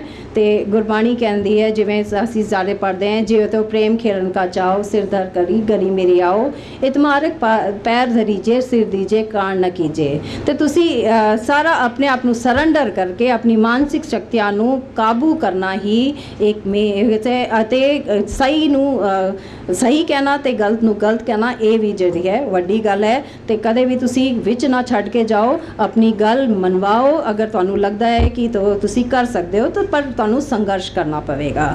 ਤੇ ਇੱਕ ਹੋਰ ਜਿਹੜਾ ਸੰਘਰਸ਼ ਹੈ ਕਿ ਇੱਕ ਸੰਘਰਸ਼ ਹੈ ਕਿ ਆਪਣੀ ਮਾਨਸਿਕ ਸ਼ਕਤੀਆਂ ਉਹਨਾਂ ਨੂੰ ਵੀ ਅਸੀਂ ਉਹਨਾਂ ਦੇ ਨਾਲ ਵੀ ਸੰਘਰਸ਼ ਕਰਦੇ ਨੇ। ਪ੍ਰੋਫੈਸਰ ਮਨਜੀਤ ਸਿੰਘ ਦਾ ਤੁਸੀਂ ਸਾਰਾ ਸੁਣਿਆ ਕਿ ਕਿਵੇਂ ਆਪਣੇ ਜੇ ਮਨ ਦੇ ਵਿਕਾਰ ਹੈ ਉਹਨਾਂ ਨੂੰ ਦੂਰ ਕਰਨਾ ਹੈ। ਤੇ ਕਾਮ ਕ੍ਰੋਧ ਲੋਭ ਮੋਹ ਨਿਵਾਰੇ ਨਿਵਰੇ ਸਗਲ ਬਹਿਰਾਈ। ਤੇ ਅਗਰ ਤੁਸੀਂ ਆਪਣੀ ਜਿਹੜੇ ਹੈ ਮੈਂਟਲ ਫੈਕਲਟੀਜ਼ ਨੂੰ, ਆਪਣੀ ਮਾਨਸਿਕ ਸ਼ਕਤੀਆਂ ਨੂੰ ਕੰਟਰੋਲ ਕਰ ਲੈਂਦੇ ਹੋ ਤੇ ਫਿਰ ਸਾਰੀ ਜਿਹੜੀ ਹੈ ਤੁਹਾਡੇ ਰਾਹ ਖੁੱਲ ਜਾਂਦੇ ਨੇ। ਤੇ ਇੱਕ ਹੋਰ ਜਿਹੜੀ ਜਦੋਂ ਅਸੀਂ ਡੈਮੋਕ੍ਰੇਸੀ ਦੀ ਗੱਲ ਕਰਦੇ ਨੇ ਤੇ ਅਸੀਂ ਲੋਕ ਜਿਹੜੇ ਹੈ ਅਸੀਂ ਇੱਕ ਸਮਾਜ ਵਿੱਚ ਰਹਿ ਰਹੇ ਹਾਂ, ਤਾਂ ਸਾਨੂੰ ਸਮਾਜ ਵਿੱਚ ਦੂਜਿਆਂ ਦੀ ਹੋਣ ਦੀ ਗੱਲ ਜਿਹੜੀ ਹੈ ਉਹ ਵੀ ਬਹੁਤ ਜ਼ਰੂਰੀ ਹੈ। ਤੇ ਵਿਤਕਰਾ ਰਹਿਤ ਸਮਝ ਜਿਹੜੀ ਹੈ ਉਹ ਵੀ ਬਹੁਤ ਜ਼ਰੂਰੀ ਹੈ। ਤੇ ਉਹ ਸਾਧ ਜਿਹੜੀ ਹੈ ਸਤ ਸੰਗਤ ਜਾਂ ਸਾਧ ਸੰਗਤ ਨਾਲ ਸਾਨੂੰ ਪ੍ਰਾਪਤ ਹੁੰਦੀ ਹੈ। ਸਤ ਸੰਗਤ ਮਿਲ ਵਿਵੇਕ ਬੁੱਧ ਹੋਈ। ਤੇ ਤੁਹਾਨੂੰ ਜਿਹੜੀ ਹੈ ਅੱਛੀ ਸੰਗਤ ਜਿਹੜੀ ਹੈ ਉਹ ਵੀ ਬਹੁਤ ਜ਼ਰੂਰੀ ਹੈ। ਔਰ ਇੱਕ ਹੋਰ ਜਿਹੜੀ ਜਦੋਂ ਅਧਿਕਾਰ ਦੀ ਗੱਲ ਕਰਦੇ ਹਾਂ, ਰਾਜ, ਕਿਉਂਕਿ ਰਾਜ ਜਿਹੜਾ ਹੈ ਅਧਿਕਾਰਾਂ ਨਾਲ ਹੀ ਜਾਣਾ ਜਾਂਦਾ ਹੈ। ਤੇ ਜਦੋਂ ਮੇਰੇ ਅਧਿਕਾਰ ਹੈ ਤੇ ਜਿਸ ਵੇਲੇ ਮੇਰੇ ਅਧਿਕਾਰ ਸ਼ੁਰੂ ਹੁੰਦੇ ਨੇ ਤੁਹਾਡੇ ਅਧਿਕਾਰ ਖਤਮ ਹੋ ਜਾਂਦੇ ਨੇ। ਕਿਉਂਕਿ ਅਗਰ ਮੇਰਾ ਬੋਲਣ ਦਾ ਅਧਿਕਾਰ ਹੈ ਤੇ ਤੁਹਾਡਾ ਵੀ ਹੈਗਾ। ਤੇ ਮੈਂ ਤੁਹਾਨੂੰ ਕੁਝ ਹੋਰ ਕਿਹਾ ਜਿਹੜੀ ਜੇ ਤੁਹਾਨੂੰ ਨਹੀਂ ਗੱਲ ਪਸੰਦ ਹੈ ਜਾਂ ਗਲਤ ਜਿਹੜੇ ਸ਼ਬਦਾਂ ਦੀ ਵਰਤੋਂ ਕਰਾਂ, ਤੇ ਇਹ ਸਾਰੀ ਚੀਜ਼ਾਂ ਗੁਰਬਾਣੀ ਵਿੱਚ ਨਹੀਂ ਕੀ ਹੈ। ਆਪਸੀ ਸਹਿਣਸ਼ੀਲ ਜਿਹੜੀ ਹੈ ਅਧਿਕਾਰਿਆਂ ਦੇ ਮੌਜੂਦਗੀ ਹੋਣੀ ਚਾਹੀਦੀ। ਸਹਿਣਸ਼ੀਲਤਾ ਤੁਹਾਨੂੰ ਬਹੁਤ ਜ਼ਰੂਰੀ ਹੈ ਤੁਹਾਨੂੰ, ਕਿਉਂਕਿ ਅਧਿਕਾਰ ਜਿਹੜੇ ਹੈ ਨਹੀਂ ਤਾਂ ਕਨਫਲਿਕਟ ਵਿੱਚ ਆ ਜਾਣਗੇ ਤੇ ਆਪਸ 'ਚ ਜਿਹੜੀ ਹੈਗੀ ਆਪਸ 'ਚ ਜਿਹੜੀ ਇੱਕ ਗਲਤ ਜਿਹੜੀ ਹੈ ਗੱਲ ਸਾਹਮਣੇ ਆਉਂਦੀ ਨੇ। ਤੇ ਹਉਮੈ ਦੀ ਗੱਲ ਜਿਹੜੀ ਹੋਇਆ, ਹਉਮੈ ਨੂੰ ਜਿਹੜੀ ਹੈ ਉਹਨੂੰ ਤੁਸੀਂ ਉਹਨੂੰ ਉਸ ਤੋਂ ਬਚਣਾ ਹੈ। ਤੇ ਮਤ ਬੁੱਧ ਨ ਭਵੀ ਨ ਬੁਝਈ ਅੰਤਰ ਲੋਭ ਵਿਕਾਰ। ਤੇ ਇਨ ਸਾਰੇ ਵਿਕਾਰਾਂ ਤੋਂ ਮੁਕਤੀ ਤਾਂ ਹੀ ਮਿਲ ਸਕਦੀ ਹੈ ਤਾਂ ਜਦੋਂ ਤੁਸੀਂ ਆਪਣੇ ਆਪ ਨੂੰ ਸਮਝ ਲਓ ਤੇ ਆਪਣੇ ਆਪ ਦਾ ਜਿਹੜਾ ਡਿਵੈਲਪਮੈਂਟ ਹੈ, ਆਪਣੀ ਮਾਨਸਿਕ ਸ਼ਕਤੀਆਂ ਨੂੰ ਤੁਸੀਂ ਕੰਟਰੋਲ ਕਰ ਲਓ। ਤੇ ਇੱਕ ਹੋਰ ਜਿਹੜੀ ਗੁਰਬਾਣੀ ਇਸੀ ਦੀ ਗੱਲ ਕਰਦੀ ਹੈ, ਇੱਕ ਅੰਤਰੀਵ ਏਕਤਾ ਹੈ ਮਨੁੱਖਤਾ ਵਿੱਚ। ਇੱਕ ਅੰਤਰੀਵ ਏਕਤਾ ਹੈ। ਉਹ ਅੰਤਰੀਵ ਏਕਤਾ ਜਿਹੜਾ ਹੈ ਇੱਕ ਜਿਹੜਾ ਸੂਰਜ ਏਕੋ ਰੁੱਤ ਅਨੇਕ ਨਾਨਕ ਕਰਤੇ ਕੇ ਕੇਤੇ ਵੇਸ। ਤੇ ਉਹ ਕਰਤਾ ਦੀ ਗੱਲ ਹੈ ਕਿ ਸਾਰਾ ਕੁਝ ਜਿਹੜਾ ਕ੍ਰੀਏਸ਼ਨ ਹੈ ਉਹ ਕਿਹਨੇ ਬਣਾਇਆ ਹੈ? ਰੱਬ ਰਾਜਾ ਨੇ ਬਣਾਇਆ ਹੈ ਤੇ ਸਾਰੇ ਉਹਦੇ ਹੀ ਰੂਪ ਹੈ। ਤੇ ਸਾਰਾ ਕੁਝ ਜੋ ਹੁੰਦਾ ਹੈ ਉਹ ਜਿਹੜੇ ਹੈ ਪ੍ਰੋਵੀਡੈਂਸ਼ੀਅਲ ਰਜ਼ਾ ਵਿੱਚ ਹੁੰਦਾ ਹੈ। ਤੇ ਇਹ ਸਭ ਮੇ ਜੋਤ ਜੋਤ ਹੈ ਸੋਈ, ਤਿਸ ਤੇ ਚਾਨਣ ਸਭ ਮੇ ਚਾਨਣ ਹੋਏ। ਤੇ ਉਹ ਸਾਰੀ ਜਿਹੜੇ ਹੈ ਉਹਦਾ ਹੀ ਪ੍ਰਕਾਸ਼ ਹੈ ਜਿਹੜਾ ਸਾਰੀ ਜਗ੍ਹਾ ਚਮਕ ਰਿਹਾ ਹੈ। ਜਾਂ ਫਿਰ ਜਿਵੇਂ ਕਬੀਰ ਕਹਿੰਦੇ ਨੇ, ਅਵਲ ਅੱਲਾ ਨੂਰ ਪਾਇਆ ਕੁਦਰਤ ਕੇ ਸਭ ਬੰਦੇ, ਏਕ ਨੂਰ ਤੇ ਸਭ ਜਗ ਉਪਜਿਆ ਕੌਣ ਬਰੇ ਕੌਣ ਬੰਦੇ। ਤੇ ਇਹ ਜਿਹੜੀ ਸਮਾਨਤਾ ਹੈ ਉਹ ਸਾਰੇ ਸਮਾਨ ਹੈਗੇ ਨੇ ਕਿਉਂਕਿ ਰੱਬ ਨੇ ਤੁਹਾਨੂੰ ਬਰਾਬਰ ਬਣਾਇਆ ਹੈ। ਤੇ ਜਿਹੜੇ ਅੱਜ ਦੇ ਅਧਿਕਾਰਾਂ ਦਾ ਬੇਸਿਸ ਵੀ ਇਹੀ ਹੈ ਕਿ ਤੁਸੀਂ ਸਾਰੇ ਬਰਾਬਰ ਹੋ ਕਿਉਂਕਿ ਰੱਬ ਨੇ ਤੁਹਾਨੂੰ ਬਰਾਬਰ ਬਣਾਇਆ ਹੈ। ਤੇ ਕਿਉਂਕਿ ਰੱਬ ਨੇ ਪਹਿਲੇ ਉਸ ਇੱਕ ਰੋਸ਼ਨੀ ਜਿਹੜੀ ਇੱਕ ਅੱਲਾ ਨੇ ਰੋਸ਼ਨੀ ਨੂੰ ਬਣਾਇਆ ਤੇ ਉਸ ਤੋਂ ਬਾਅਦ ਜਿਹੜੇ ਹੈ ਸਾਰਿਆਂ ਵਿੱਚ ਉਹੀ ਰੋਸ਼ਨੀ ਜਿਹੜੀ ਹੈ ਪ੍ਰਕਾਸ਼ਮਾਨ ਹੁੰਦੀ ਹੈ। ਤੇ ਲਿੰਗ ਆਧਾਰਿਤ ਵਿਤਕਰੇ, ਅੱਜ ਅਸੀਂ ਲਿੰਗ ਆਧਾਰਿਤ ਵਿਤਕਰੇ ਦੀ ਜਿਹੜੀ ਗੱਲ ਕਰਦੇ ਨੇ ਉਹ ਸਮਾਜ ਦੁਆਰਾ ਸਿਰਜੇ ਗਏ ਨੇ, ਸਮਾਜ ਨੇ ਕ੍ਰੀਏਟ ਕੀਤੇ ਨੇ। ਤੇ ਜਿਹੜੇ ਹੈ ਉਹ ਲੋਕਾਂ ਨੂੰ ਅਧਿਕਾਰਾਂ ਤੋਂ ਇਨਕਾਰ ਕੀਤਾ ਜਾਂਦਾ ਹੈ। ਜਿਵੇਂ ਪਰੰਤੂ ਜਿਹੜੇ ਜੈਂਡਰ ਬੇਸਡ ਡਿਫਰੈਂਸਿਸ ਹੈ ਉਹ ਨਹੀਂ ਹੋਣੇ ਚਾਹੀਦੇ।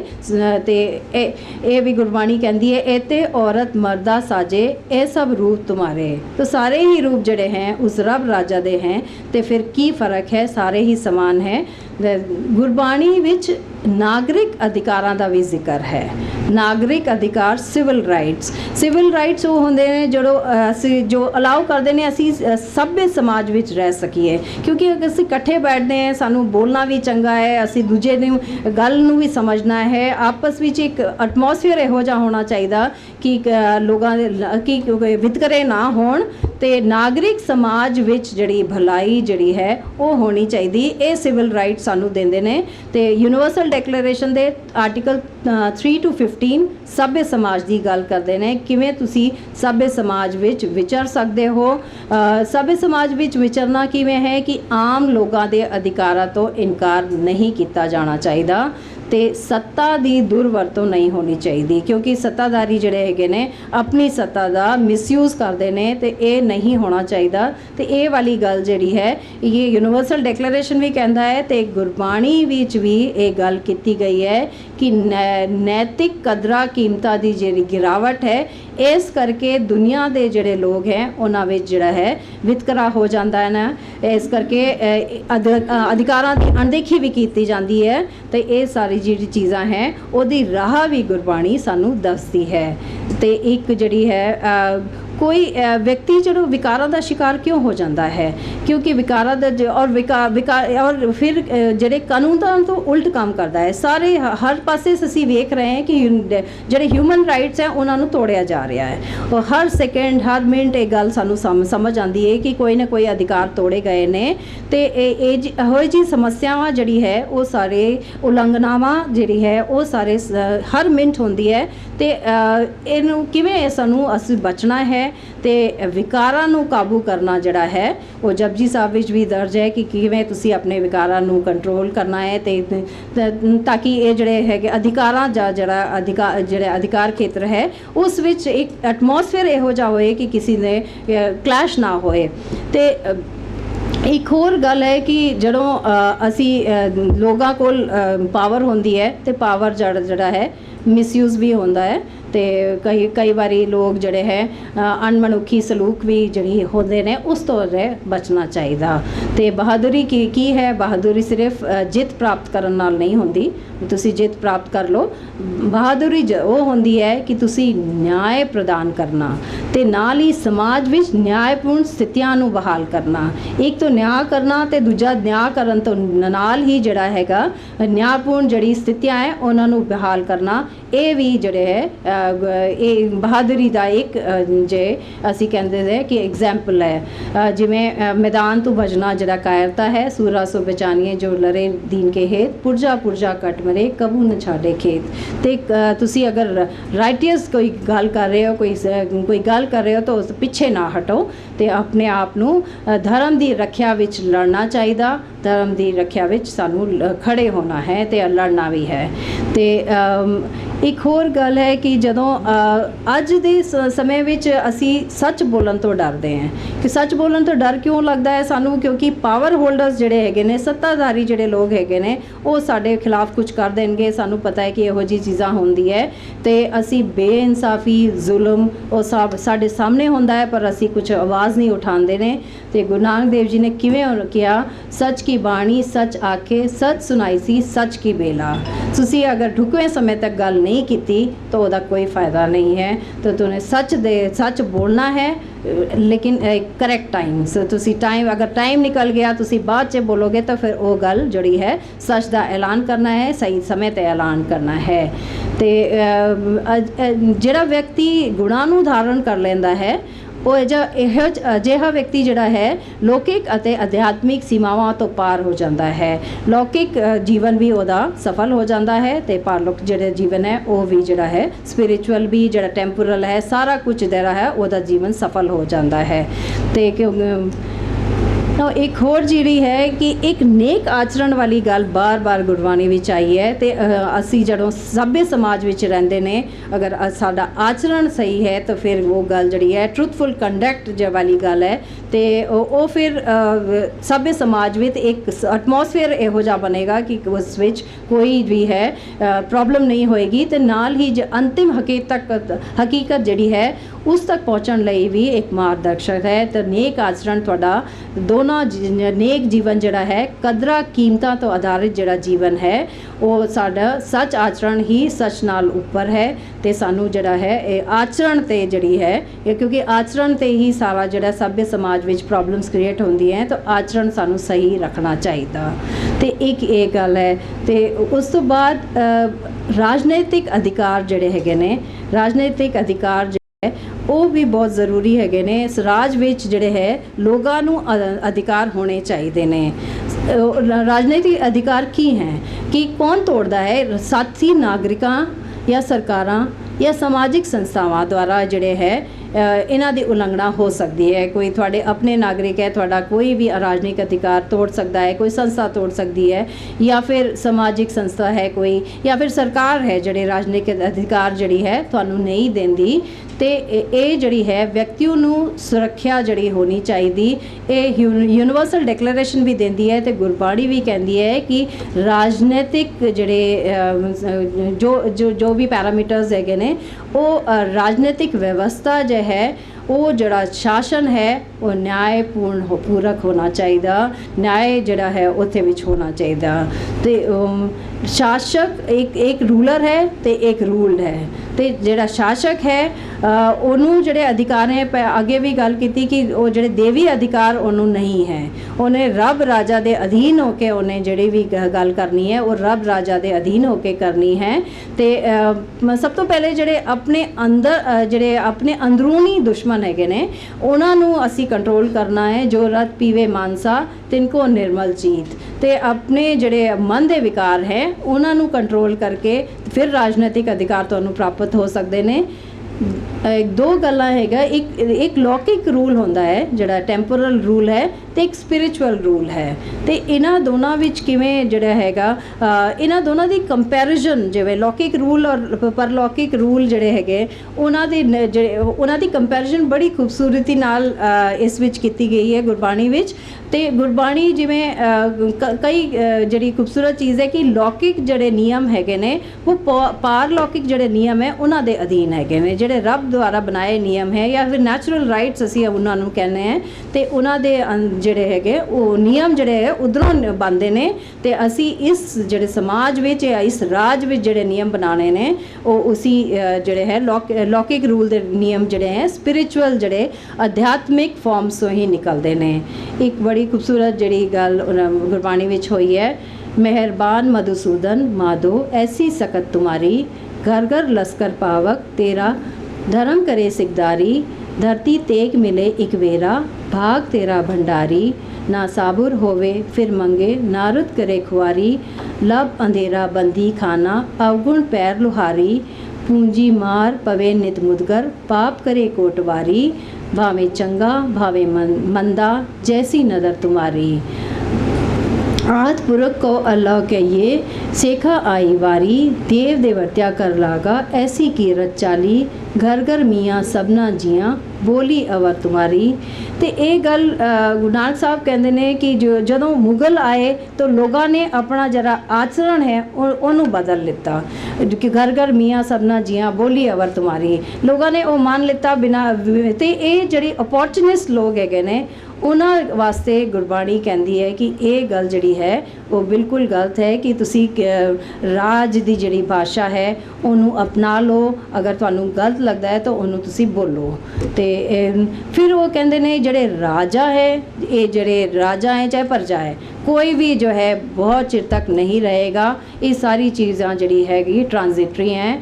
ਤੇ ਹਟ ਪਟਨ ਬਾਜ਼ਾਰ ਹੁਕਮੀ ਢਹਸਿਓ। ਤੇ ਉਸ ਹੁਕਮ ਨਾਲ ਸਾਰਿਆਂ ਦਾ ਕ੍ਰੀਏਸ਼ਨ ਵੀ ਹੁੰਦਾ ਹੈ ਤੇ ਉਹ ਸਾਰੀ ਚੀਜ਼ਾਂ ਢਹਿ ਵੀ ਪੈਂਦੀ ਹੈ ਤੇ ਸਾਰੇ ਹੁਕਮ ਨਾਲ ਹੀ ਟੁੱਟ ਜਾਂਦੀ ਹੈ। ਤੇ ਉਸ ਨੂੰ ਹੁਕਮ ਨੂੰ ਮੰਨਣਾ ਹੀ ਸਭ ਤੋਂ ਵੱਡੀ ਗੱਲ ਹੈ।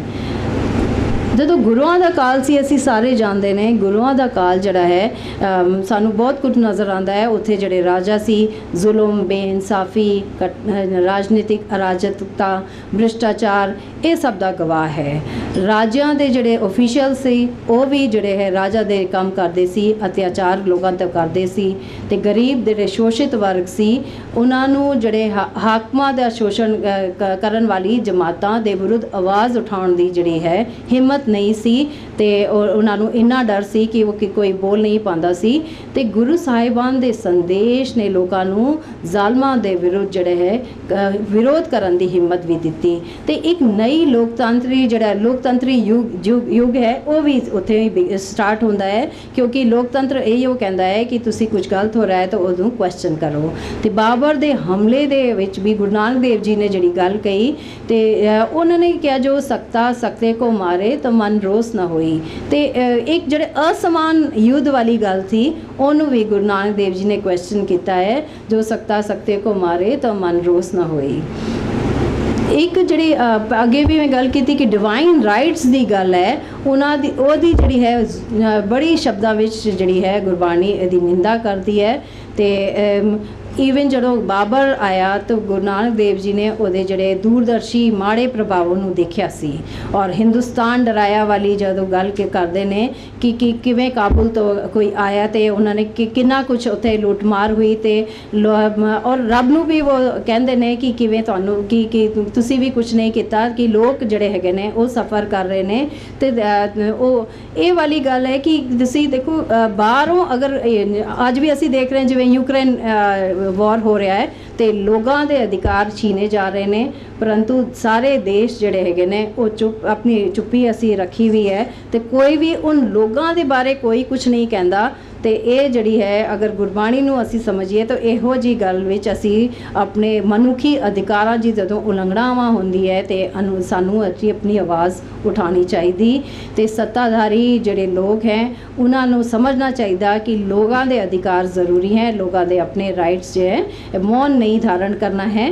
ਤੇ ਉਹ ਜੇ ਤਾਂ ਇਹੋ ਜਿਹੇ ਮਤਲਬ ਗੁਰਬਾਣੀ ਕਈ ਚੀਜ਼ਾਂ ਕਹਿੰਦੀ ਧਰਮ ਪੰਕਰ ਉਡਰਿਆ, ਇਹ ਵਾਲੀ ਗੱਲ ਵੀ ਹੈ ਕਿ ਤੁਸੀਂ ਕਿ ਸਾਰਾ ਕੁਝ ਹੋ ਰਿਹਾ ਹੈ, ਜਿਹੜੇ ਅਫੀਸ਼ੀਅਲਸ ਹੈ ਉਹ ਸਾਰਾ ਐਕਸਪਲੋਇਟ ਕਰ ਰਹੇ ਨੇ ਤੇ ਕੁਝ ਸਾਨੂੰ ਨਜ਼ਰ ਨਹੀਂ ਆਉਂਦਾ, ਅੱਗੇ ਪਿੱਛੇ ਕੁਝ ਨਜ਼ਰ ਨਹੀਂ ਆ ਰਿਹਾ ਤੇ ਕੋਈ ਜਿਹੜੀ ਹੈ ਜੋਰੀ ਮੰਗੇ ਲਾਲ ਦਾਨ ਵੇ ਲਾ ਲਓ, ਇਹ ਵਾਲੀ ਗੱਲ ਵੀ ਗੁਰੂ ਨਾਨਕ ਦੇਵ ਜੀ ਨੇ ਕਹੀ ਕਿ ਸਾਰਾ ਕੁਝ ਜਿਹੜਾ ਹੈ ਉਹ ਵਰਤਾਰਾ ਹੋ ਰਿਹਾ ਹੈ ਤੇ ਲੋਕ ਵੀ ਚੁੱਪ ਹੈਗੇ ਨੇ ਤੇ ਹਿੰਮਤ ਨਹੀਂ ਹੈ ਤੇ ਉਹਨਾਂ ਨੇ ਲੋਕਾਂ ਨੂੰ ਤਿਆਰ ਕੀਤਾ। ਤੇ ਅੱਗੇ ਜਾ ਕੇ ਅਸੀਂ ਦੇਖਦੇ ਨੇ ਕਿ ਕਿਵੇਂ ਗੁਰੂ ਗੋਬਿੰਦ ਸਿੰਘ ਜੀ ਨੇ ਜਿਹੜੇ ਖਾਲਸਾ ਬਣਾਇਆ ਤੇ ਜਿਹੜੇ ਸੰਤ ਸਿਪਾਹੀ ਤਿਆਰ ਕੀਤੇ ਤਾਂ ਕਿ ਜਿਹੜੇ ਸਮਾਜ ਵਿੱਚ ਅਧਿਕਾਰ ਹੈ ਉਹ ਜਿਹੜੇ ਰਹਿਣ। ਤੇ ਇਹ ਜਿਹੜੇ ਮੌਕਾ ਪ੍ਰਸਤ ਲੋਕ ਹੈ ਨੇ ਜਿਵੇਂ ਚਾਹੇ ਉਹ ਉਸ ਸਮੇਂ ਜੇ ਕਾਜੀ ਸੀ ਜਾਂ ਫਿਰ ਹੋਰ ਜਿਹੜੇ ਧਰਮਾਂ ਨੂੰ ਮੰਨਦੇ ਸੀ, ਉਹਨਾਂ ਵਾਸਤੇ ਵੀ ਗੁਰਬਾਣੀ ਕਹਿੰਦੀ ਹੈ ਕਿ ਤੁਸੀਂ ਜਿਹੜੀ ਹੈਗੀ ਇੱਕ ਸੁਪਰਫਿਸ਼ੀਅਲ ਚੀਜ਼ ਹੈ ਕਿ ਤੁਸੀਂ ਦਿਖਾਉਂਦੇ ਕੁਝ ਹੋਰ ਹੋ ਤੇ ਤੁਸੀਂ ਕੁਝ ਹੋਰ ਕਰਦੇ ਹੋ, ਤੇ ਇਹ ਵਾਲੀ ਚੀਜ਼ ਜਿਹੜੀ ਹੈ ਇਹ ਠੀਕ ਬਿਲਕੁਲ ਨਹੀਂ ਹੈ। ਤੇ ਇੱਕ ਹਲੇਮੀ ਰਾਜ ਦੀ ਗੱਲ ਜਿਹੜੀ ਹੈ, ਹਲੇਮੀ ਰਾਜ ਕੀ ਹੈ? ਹਲੇਮੀ ਰਾਜ ਗੁਰੂ ਅਰਜਨ ਦੇਵ ਜੀ ਨੇ ਇਸ ਸ਼ਬਦੋਂ ਦੀ ਵਰਤੋਂ ਕੀਤੀ ਹੈ, ਪਰ ਹਲੇਮੀ ਰਾਜ ਉਹਨਾਂ ਨੇ ਕਿਹਾ ਹੈ ਜਿਹੜਾ ਰੱਬ ਦਾ ਰਾਜ ਹੈ ਜਿੱਥੇ ਸ਼ਾਂਤੀ ਹੈ। ਪਰ ਇਸ ਨੂੰ ਅਗਰ ਅਸੀਂ ਸਮਝੀਏ ਕਿ ਹਲੇਮੀ ਰਾਜ ਜਿਹੜੇ ਰਾਜ ਦੇ ਕਨਸੈਪਟ ਵਿੱਚ ਅਸੀਂ ਸਮਝੀਏ ਤਾਂ ਜਿੱਥੇ ਮਨੁੱਖੀ ਅਧਿਕਾਰ ਹੋਣ, ਜਿੱਥੇ ਨਿਆਂ ਹੋਏ, ਆਪਸੀ ਸਹਿਹੋਂਦ ਬਹੁਤ ਜ਼ਰੂਰੀ ਹੈ। ਅੱਜ ਅਸੀਂ ਪਲੂਰਲਿਸਟ ਵਰਲਡ ਵਿੱਚ ਰਹਿ ਰਹੇ ਹਾਂ।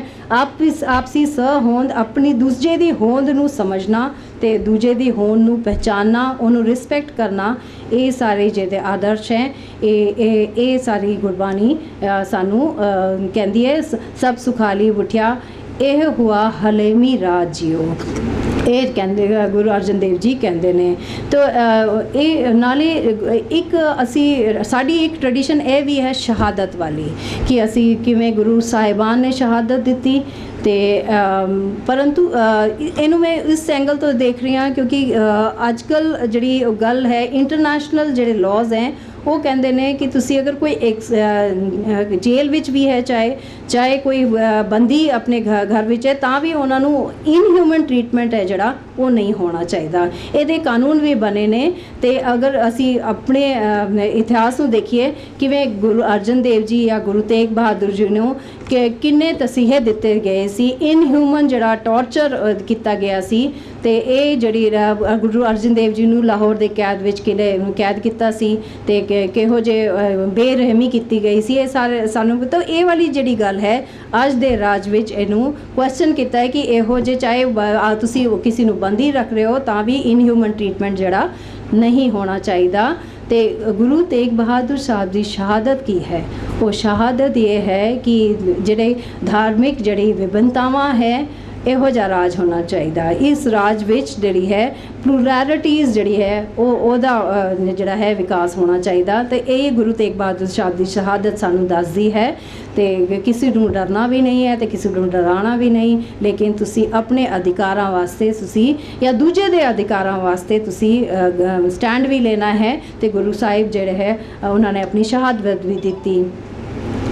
ਤੇ ਗੁਰੂ ਅਰਜਨ ਦੇਵ ਜੀ ਤੇ ਉਸ ਤੋਂ ਬਾਅਦ ਗੁਰੂ ਤੇਗ ਬਹਾਦਰ ਜੀ, ਉਸ ਤੋਂ ਬਾਅਦ ਅਸੀਂ ਜਾਂ ਫਿਰ ਨਾਲ ਹੀ ਦੇਖੀਏ ਭਾਈ ਮਤੀ ਦਾਸ, ਭਾਈ ਸਤੀ ਦਾਸ, ਭਾਈ ਦਿਆਲ ਦਾਸ ਤੇ ਸਾਹਿਬਜ਼ਾਦਾ ਫਤਿਹ ਸਿੰਘ ਜਾਂ ਜ਼ੋਰਾਵਰ ਸਿੰਘ ਜਾਂ ਫਿਰ ਬੰਦਾ ਸਿੰਘ ਬਹਾਦਰ ਜਾਂ ਫਿਰ ਉਹਨਾਂ ਦੇ ਸਾਥੀ ਜਿਹੜੇ ਸ਼ਹੀਦ ਹੋਏ ਨੇ, ਉਹ ਅਸੀਂ ਦੇਖਦੇ ਹਾਂ ਕਿਵੇਂ ਉਹਨਾਂ ਦੇ ਕਿੰਨੀ ਜਿਹੜੀ ਹੈ ਕਿਹੋ ਜਿਹਾ ਸਲੂਕ ਉਹਨਾਂ ਦੇ ਨਾਲ ਕੀਤਾ ਗਿਆ ਸੀ। ਤੇ ਅੱਜ ਦੇ ਰਾਜ ਵਿੱਚ ਇਹਨੂੰ ਜਿਹੜੇ ਹੈ ਇਹਦੀ ਨਿੰਦਾ ਕੀਤੀ ਜਾਂਦੀ ਹੈ। ਤੇ ਨਿਊਰੰਬਰਗ ਟ੍ਰਾਇਲਸ ਜਿਹੜੇ ਹੈ ਉਸ ਵਿੱਚ ਇਹਨੂੰ ਸਜ਼ਾਯੋਗ ਅਪਰਾਧ ਮੰਨਿਆ ਗਿਆ ਹੈ ਕਿ ਜੈਨੋਸਾਈਡ, ਕ੍ਰਾਈਮ ਅਗੇਂਸਟ ਹਿਊਮੈਨਿਟੀ, ਵਾਰ ਕ੍ਰਾਈਮਸ, ਇਹ ਵਾਲੀ ਚੀਜ਼ ਨਹੀਂ ਹੋਣੀ ਚਾਹੀਦੀ।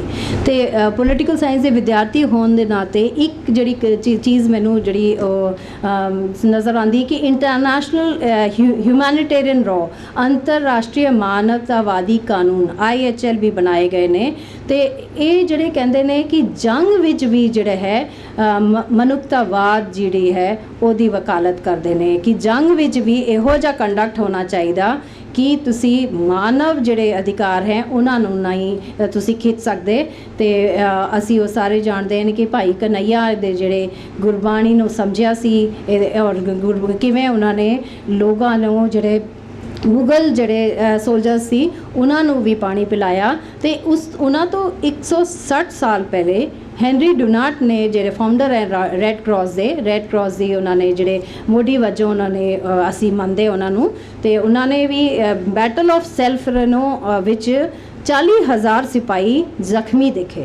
ਉਹ ਬਿਜ਼ਨਸਮੈਨ ਸੀ, ਬਿਜ਼ਨਸ ਕਰਨ ਗਿਆ ਸੀ, ਪਰੰਤੂ ਉਸਨੇ ਜਦੋਂ ਸੈਲਫ ਰਨੋ ਵਿੱਚ 40,000 ਦੇਖੇ ਜ਼ਖਮੀ ਤਾਂ ਉਹਨੂੰ ਲੱਗਿਆ ਕਿ ਇਹ ਕੀ ਹੈ ਕਿ ਵੀ ਜ਼ਖਮੀ ਹੈ, ਕੋਈ ਇਹਨਾਂ ਦੇ ਜ਼ਖਮ ਦਾ ਵੀ ਕੋਈ ਇਲਾਜ ਨਹੀਂ ਕਰ ਰਿਹਾ। ਤੇ ਉਹ ਦੇਖ ਕੇ ਹਿਲ ਗਿਆ ਸੀ ਤੇ ਬਾਅਦ 'ਚ ਇਹਨੂੰ ਰੈੱਡ ਕਰਾਸ ਦੀ ਮੋਢੀ ਵਜੋਂ ਉਹਨੂੰ ਸਮਝਿਆ ਜਾਂਦਾ ਹੈ। ਪਰੰਤੂ ਤੁਸੀਂ ਦੇਖੋ ਸਾਡੇ ਇਤਿਹਾਸ ਵਿੱਚ 160 ਸਾਲ ਪਹਿਲੇ ਭਾਈ ਕਨਈਆ ਨੇ ਉਹੀ ਚੀਜ਼ ਕੀਤੀ ਤੇ ਅਸੀਂ ਉਹਨੂੰ ਮਤਲਬ ਦੱਸਣਾ ਚਾਹੀਦਾ। ਤੇ ਨਾਲੇ ਕਿਵੇਂ ਗੁਰਬਾਣੀ ਵਿੱਚ ਉਹਨਾਂ ਨੇ ਕਿਵੇਂ ਕਹਿੰਦੇ ਸੀ, ਨਾ ਕੋਈ ਬੈਰੀ ਨਾ ਬੇਗਾਨਾ, ਸਗਲ ਸੰਗ ਹਮਕੋ ਬਣਾਈ।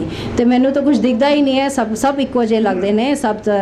ਤੇ ਇਹ ਚੀਜ਼ ਜਿਹੜੀ ਹੈਗੀ ਅੱਜ ਕਾਨੂੰਨ ਵੀ ਇਹਨੂੰ, ਅੰਤਰਰਾਸ਼ਟਰੀ ਕਾਨੂੰਨ ਵੀ ਇਹਨੂੰ ਮੰਨਦਾ ਹੈ ਤੇ ਅੰਤਰਰਾਸ਼ਟਰੀ ਕਾਨੂੰਨ ਵਿੱਚ ਸ਼ਾਮਿਲ ਹੈ ਤੇ ਸਾਡੇ ਇਤਿਹਾਸ ਵਿੱਚ ਉਹ ਪਹਿਲਾਂ ਹੀ ਸ਼ਾਮਿਲ ਹੈ। ਤੇ ਅਸੀਂ ਉਹਨੂੰ ਇਸ ਗੱਲ ਨੂੰ ਅਸੀਂ ਲੋਕਾਂ ਨੂੰ ਦੱਸਣਾ ਹੈ, ਇਹੀ ਉਹ ਸਾਡਾ ਥਿੰਕ ਡਿਊਟੀ ਬਣ ਜਾਂਦੀ ਹੈ।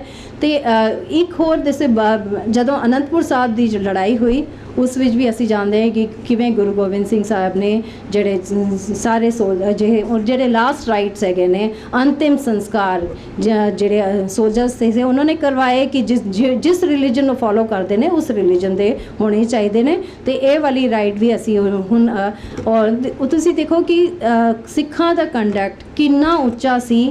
ਕਾਜ਼ੀ ਨੂਰ ਮੁਹੰਮਦ ਜੋ ਸਾਡਾ ਜੋ ਕੁਝ ਇਹੋ ਜਿਹੀ ਲੈਂਗੁਏਜ ਵੀ ਯੂਜ਼ ਕਰਦਾ ਹੈ ਕਿ ਸਿੱਖਾਂ ਨੂੰ ਵਾਸਤੇ ਚੰਗਾ ਨਹੀਂ ਲਿਖਦਾ, ਪਰੰਤੂ ਫਿਰ ਉਹ ਵੀ ਲਿਖਦਾ ਹੈ ਕਿ ਜਦੋਂ ਕਿ ਜੰਗ ਵਿੱਚ ਵੀ ਦੇ ਇਹਨਾਂ ਦਾ ਜਿਹੜਾ ਆਚਰਣ ਹੈ ਉਹ ਆਚਰਣ ਸੱਚਮੁੱਚ ਬਹੁਤ ਹੀ ਉੱਚਾ ਹੈ। ਤੇ ਚਾਹੇ ਉਹ ਸਾਡਾ ਪ੍ਰਸ਼ੰਸਕ ਨਹੀਂ ਹੈ, ਪਰੰਤੂ ਜਿਹੜੀ ਉਹ ਕਹਿੰਦਾ ਹੈ ਕਿ ਕਿਵੇਂ ਜੰਗ ਵਿੱਚ ਉਹ ਕੋਈ ਜਿਹੜੇ ਸਿੱਖ ਹੈ ਕੋਈ ਗਲਤ ਕੰਮ ਨਹੀਂ ਕਰਦੇ।